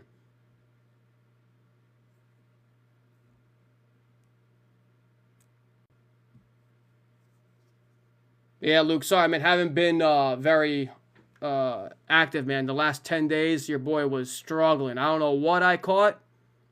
My guess is it was the flu. So yeah, brother, don't forget to use the code Turkey, all right? I'm gonna let it go. The code go for maybe like another day or so. I really want to go live on Cyber Monday. I was coughing my brains out.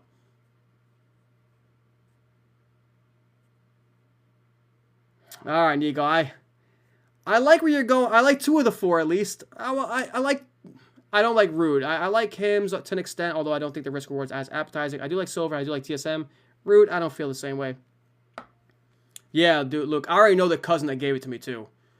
Jill asking about Viking Therapeutics. I think it's a very solid name. Extremely, extremely risky because it's a clinical stage pharma company operating in GLPs. With that being said, Structured Therapeutics put out some really good oral data today. So competition is heating up big time. But I still do think when we look at subcutaneous data and we also look at the oral data, I still think Viking has a very competitive drug. SLV, Doug. Do I have a YouTube channel? I do. The only thing I kind of really do for it right now, and I'm going to ramp it up more, is repost my streams, Power. So if you do want to see my full streams there, I will start being a little bit more consistent reposting my streams there. I don't really do too much long form content. It's tough for me because I spend so much time on meetings with the Cube subs and so much time in the group chat, and any free time I get, I'm modeling out new companies or writing up research reports. Same handle, CubeWealth. The same one you see here, CUBE Wealth, same thing. Alex, I like DraftKings to an extent. I think there's two things going on here, and one of which I think could help them big time. If we look at next year, I do think they're going to roll out better prediction market type tools that can help fight off Kalshi. I also think that not many people are talking about right now that I think could be a tailwind for them. I think, and I have no basis to say this, it's pure speculation. I think legislation is going to come at Robinhood for having a gambling tab inside an investing app. I think, if you ask me, should be absolutely illegal. I've said this on the last stream. I'm sticking to it. The fact that you could switch tabs in the same app and buy a stock and bet on a game is asinine to me. Because you are essentially telling the youth that use Robinhood, there's no difference between investing and gambling. Treat them the same. Like, imagine DraftKings rolled out a stock app inside the app.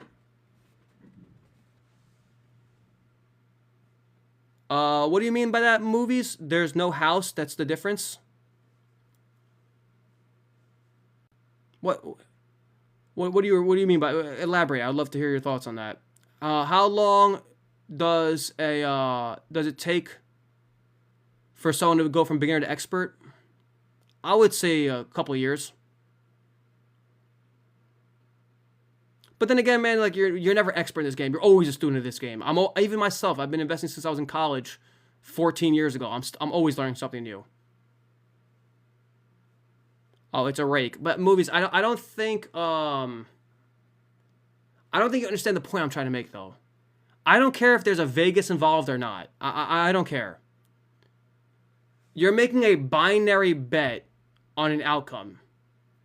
And I think it's dangerous to have that kind of capability in the same app as you do to invest in stocks.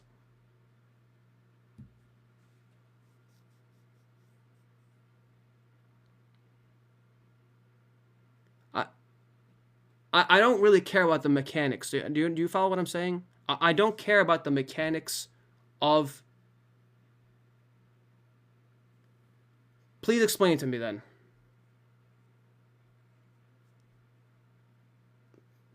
I love to hear this. Let's talk about it. All right. If you go on Robinhood app, right? Let's say you go on Robinhood's app. What are some things? I get it's tough. Jonathan, what's going on? Let's say you go on Robinhood's app. Let's say you go on it real quick. I don't have it on my phone. What are some things we can use their prediction markets for? Can we talk? Can we say? Is there an optionality, for example, on midterm elections next year?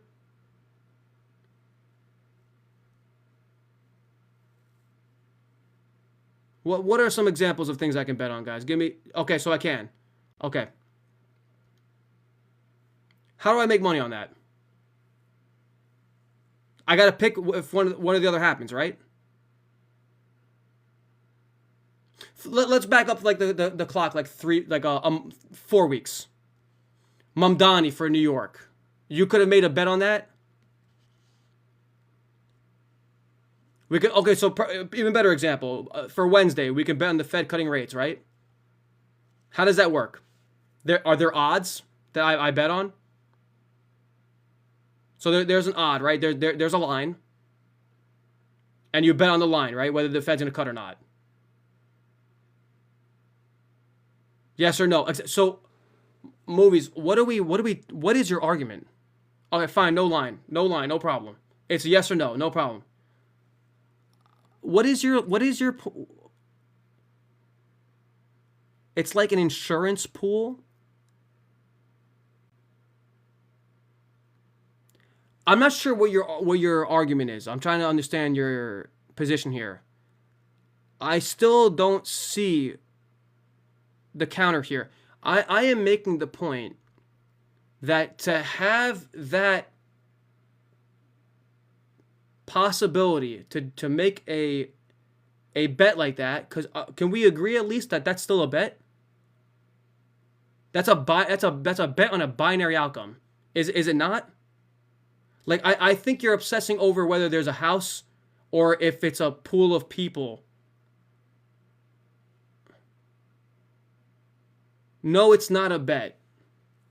What would you say the definition of a bet is then?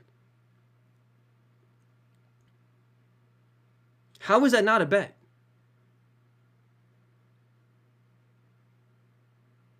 This is interesting. I've never heard this side of an argument before. Are there sports allowed on this app on Robinhood? Cause there's no house. What does that make a difference? Why does a house matter? It's the same way I would argue trading call options is a bet. That's when it's gambling. Wow. We just have to agree to disagree then. I don't see your point of view at all. I'm be honest with you. I don't see your point of view at all.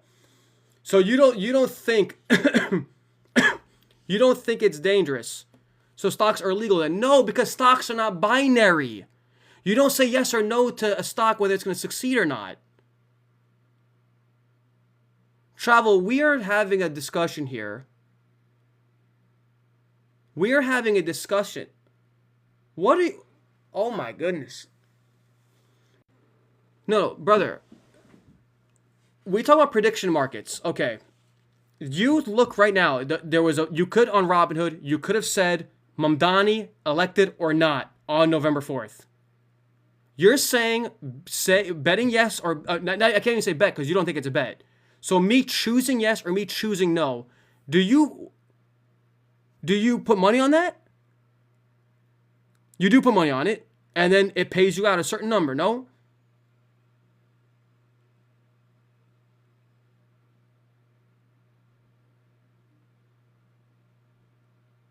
I'm not understanding how prediction markets are not gambling in your mind.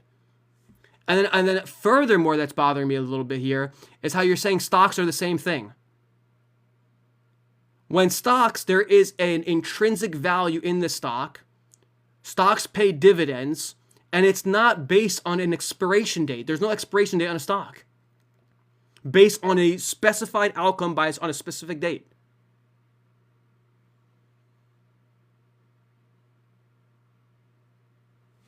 Because my whole argument here is that I don't think prediction markets should be on the same app as investing.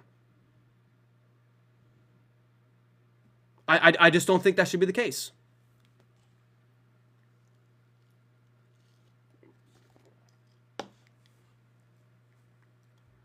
Who's buying a contract? Are you talking about options or are you talking about the prediction markets?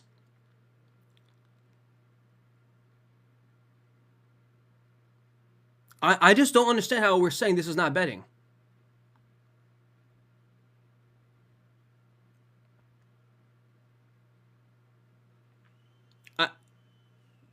I'm just shocked. It's in prediction markets is investing.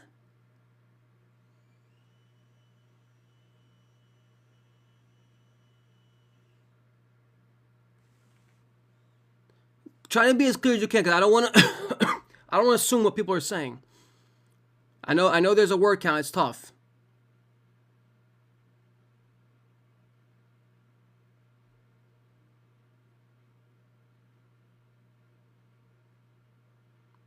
Let's see.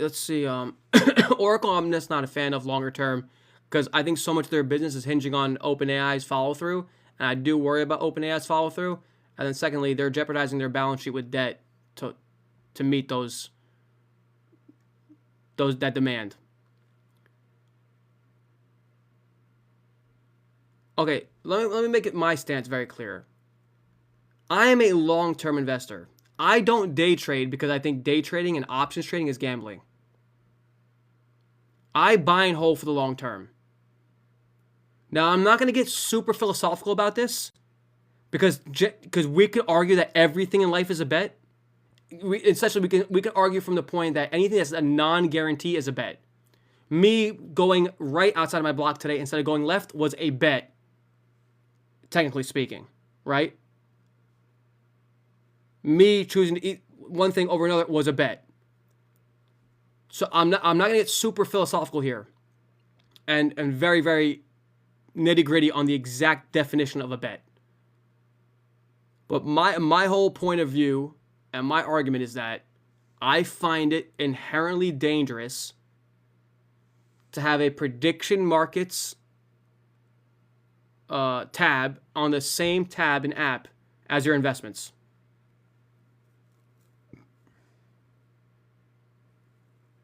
I'm not a fan of CoreWeave. I'm not a fan of CoreWeave. I don't like their business model.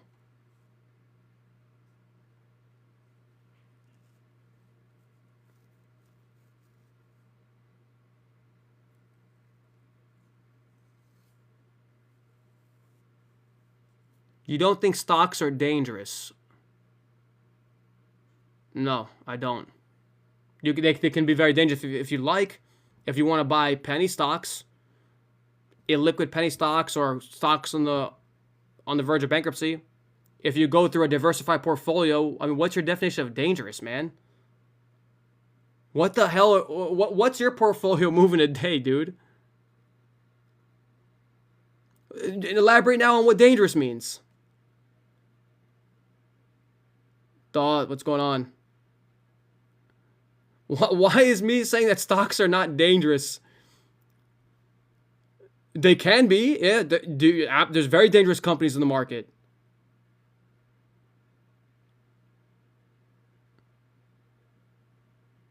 Yeah, it is, brother. I know, man. Well, movies, what's your point? This is exactly what I'm saying. But it's not a binary event. A stock is not a binary event. An option is because there is a expiration date. Brother, binary. It either pans out or it's zero. That's what binary means. When you go to the prediction market to put money on Mamdani, either he does get elected or he doesn't. You cannot lower your exposure. You cannot hedge your exposure. What? If we don't know what the word binary means, man, I don't think we can have a conversation here. It's either Mamdani gets in or Mamdani doesn't. And that's how you're either going to lose all your money or you're going to make all your money. A stock does not work that way.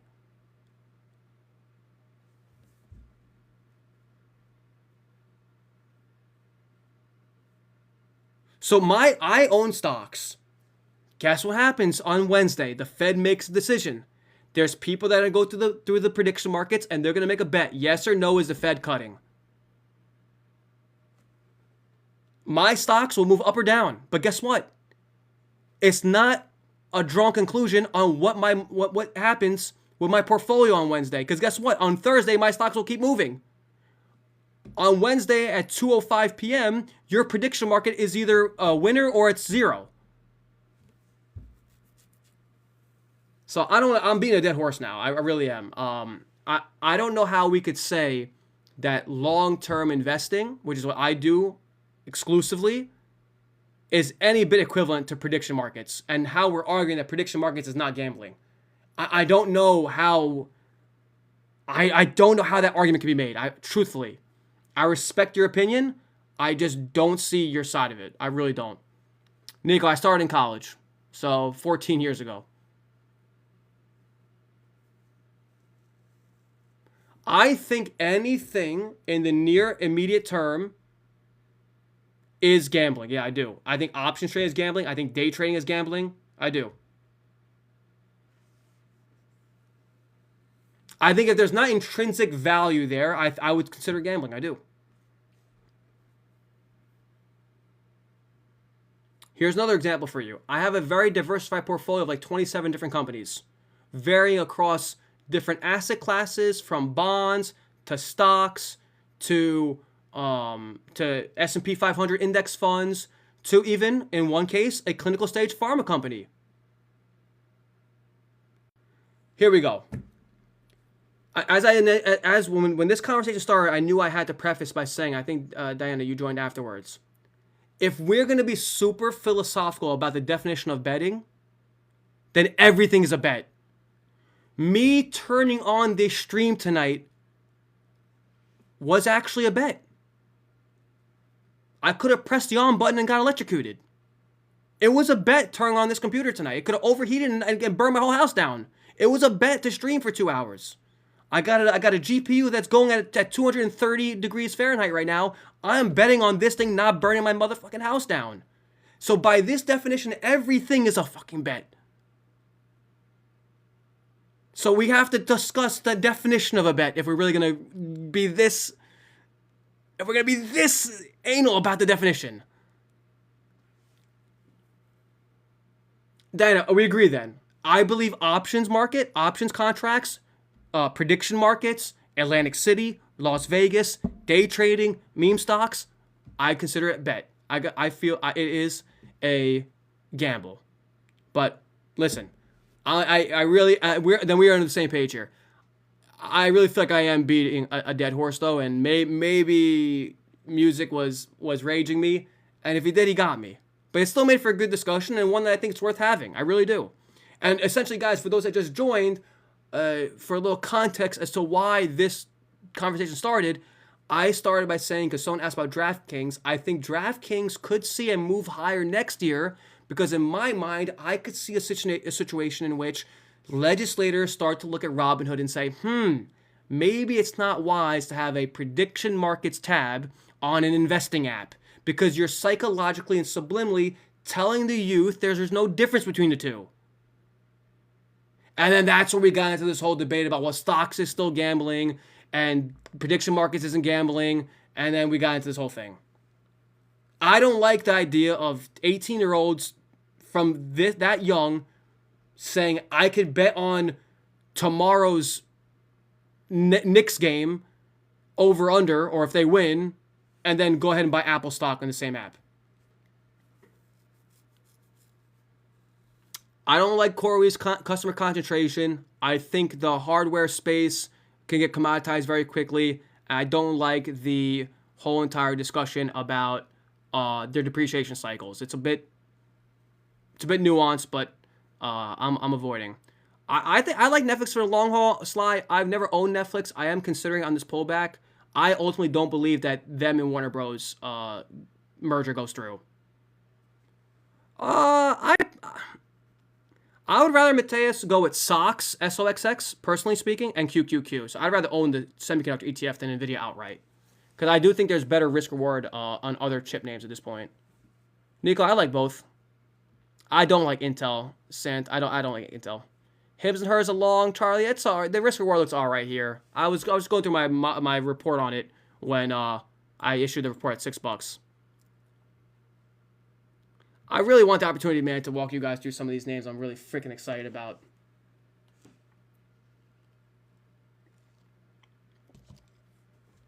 Exactly. You nailed it there. Dan, you nailed it there.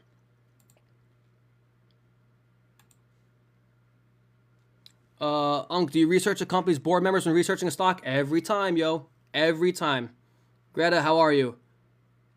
Why don't I like Intel? Put simply, they don't have the technological capabilities. Like everyone's like, oh, well, if things go south in Taiwan, Nvidia's going to come running to Intel. Intel can't even make the chips. They can't even be a proper fab. They don't have the technological capabilities to even produce Blackwell right now. They're so behind TSM, it's not even funny. And then you also have at the same time, TSM is moving operations to Arizona as we speak. Jason just took the words right out of my mouth. Exactly. So like TSM is already de-risking away from Taiwan as we speak. And Intel is still years behind TSM in capability. If you want my honest opinion, pure speculation, I think the only reason that Nvidia made an investment in Intel was so Jensen Huang can get on Trump's good side. I don't think it's because, it's the start of a fruitful relationship together. I don't see that. I do think they will, from a fab standpoint, I do think there's a potential where Nvidia maybe will partner with Intel to create some kind of GPU, CPU, chip-related thing to compete with AMD.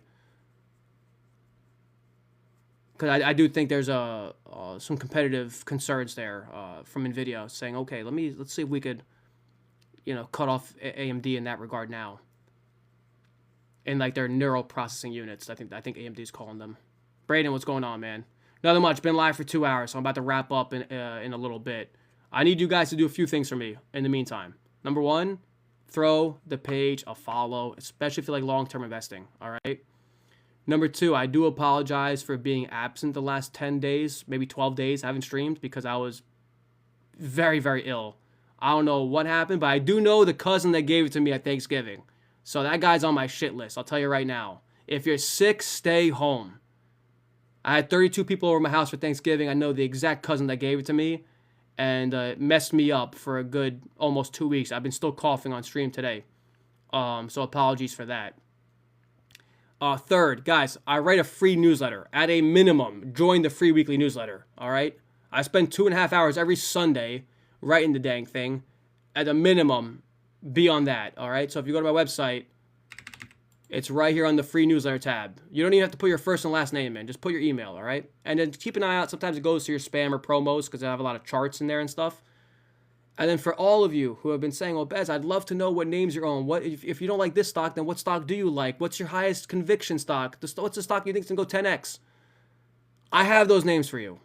Obviously, I can't share them on stream because I have 200 members that pay for that information. So do yourself a favor, check out the 3 different plans. The most popular one is the red plan. Compare which ones obviously you think make most sense for you.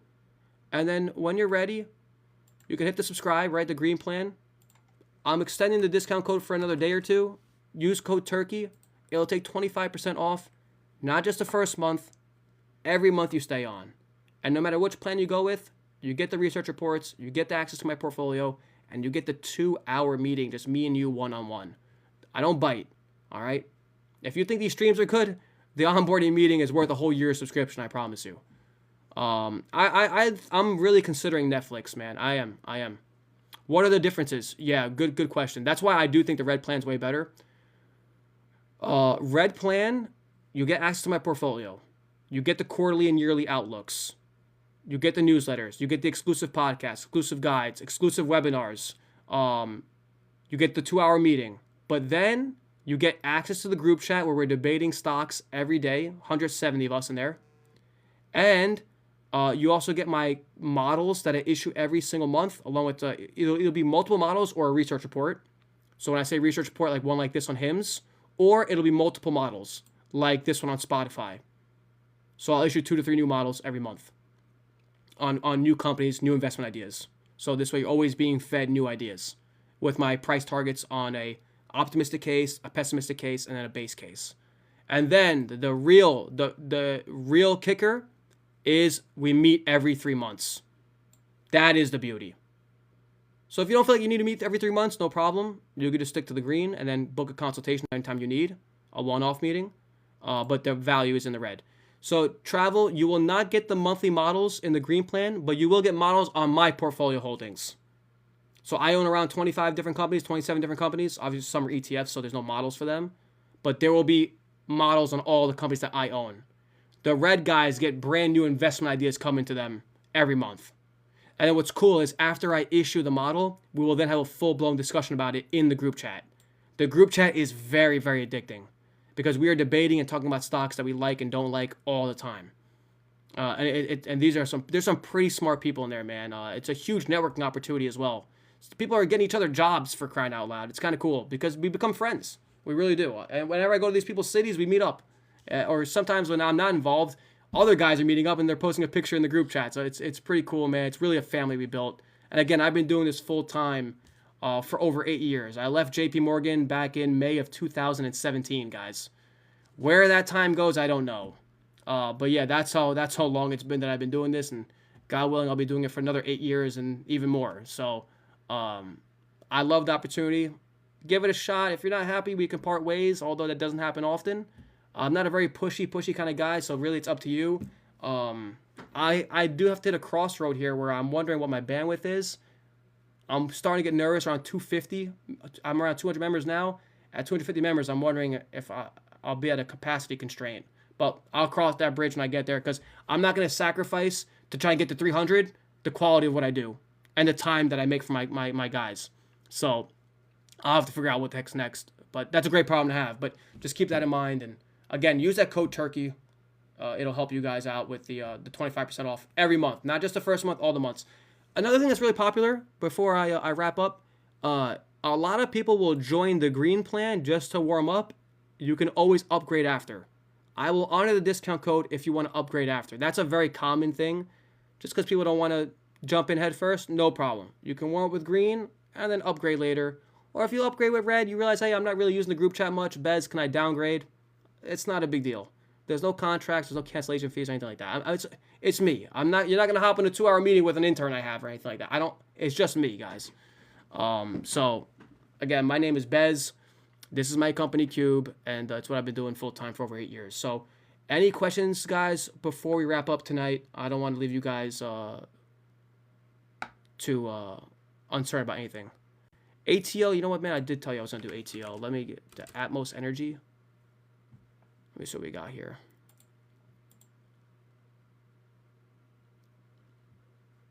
$5.3 billion in revenue, growing 13% this year. Expected to grow 9% the next few years. I like that. 12% expected EBITDA growth, 14 times multiple. 19 times on 7% growth. This looks good, man. This is checking a lot of my boxes. Looks like a very fair valuation. $200 million in cash, $9.3 billion in debt. It's a little rough. But they are doing... right now they're not cash flow positive because of some big CapEx. These guys did they raise debt anytime soon? They might have to raise some debt here or equity. They did raise $1.1 billion in debt last 12 months. They might need to do some... They issued also $700 million worth of stock. They're probably going to have to continue with that. So they're going to need some cash if they haven't done so already. But as far as the revenue and EBITDA and multiples go, I like what I see here. So guys, for those asking, what am I up this year? I am up 38.1% this year. It's been a really nice bounce back the last 2 weeks. So doing about a little over 2 times the market this year. Toll Brothers, I actually like Toll Brothers. I do. I also like that operate higher end markets, so their margins are a little better. And obviously also when you're operating higher markets, you're working with more affluent group that's a little less subjective to a weaker economy. Ruben's up 33%. Very nice, man. Very nice. Ruben, I do wonder what the old portfolio before you joined Cube would be doing today. I wonder what that return would look like. We should backtest that. I'm really curious what that would look like. So guys, I look forward to the opportunity to walk you through my highest conviction holdings, get your hands on all the research reports and stuff. I have so much content coming out, by the way, to the subs in here. Next week, we are doing a private live stream so we can talk about all our holdings. No strings attached or anything like that. you're also getting more models later this month, so that's also what's coming your way. And then in January, 100 plus page 2026 outlook, 100 plus page 2025 CubeFolio performance review with all my holdings and research and how everything went for the year. So a lot of stuff coming your way for all the subs out there. So guys, I tell you, I do both. I bought my first duplex earlier this year, and I invest actively in the stock market. So I say never limit yourself to one. Do both. Do both. Motivating, that's okay, man. That's okay. Up 55% is awesome. Just manage the risk. That's all. I'm thinking green. I'm thinking green for 2026. Do I think it's going to be another 15 to 20% plus year? Probably not. But I'm very bullish on my individual holdings, and hopefully I can once again outperform the market. All right, guys. So listen, everyone, thank you so much for joining tonight. I will repost this live stream to TikTok. I'm also going to do my best to repost it to YouTube so you guys can watch it there. Again, use that code TURKEY. I'll leave it going for about another day or two, just because, again, I felt bad that I couldn't notify you guys live on Cyber Monday. So I extended it for you guys. So, guys, be sure to use that. At a minimum, join that free newsletter. And I'm going to try my best to do a 3-stream week. So hopefully I'll go live again maybe Thursday and then maybe Saturday. That's what I'm aiming for, all right? So hopefully I can make up for it to you guys by going live 3 times this week instead of my usual 2 because of how absent I've been lately. All right, guys? So everyone, I've been live for 2.5 hours already. Your boy is shot. I got meetings tomorrow. Got to keep an eye on the market, and I have all that content and stuff I got to get to for the subs, which I hope you guys end up being. Guys, take care. Thank you for spending your night with me. We will talk soon. Later.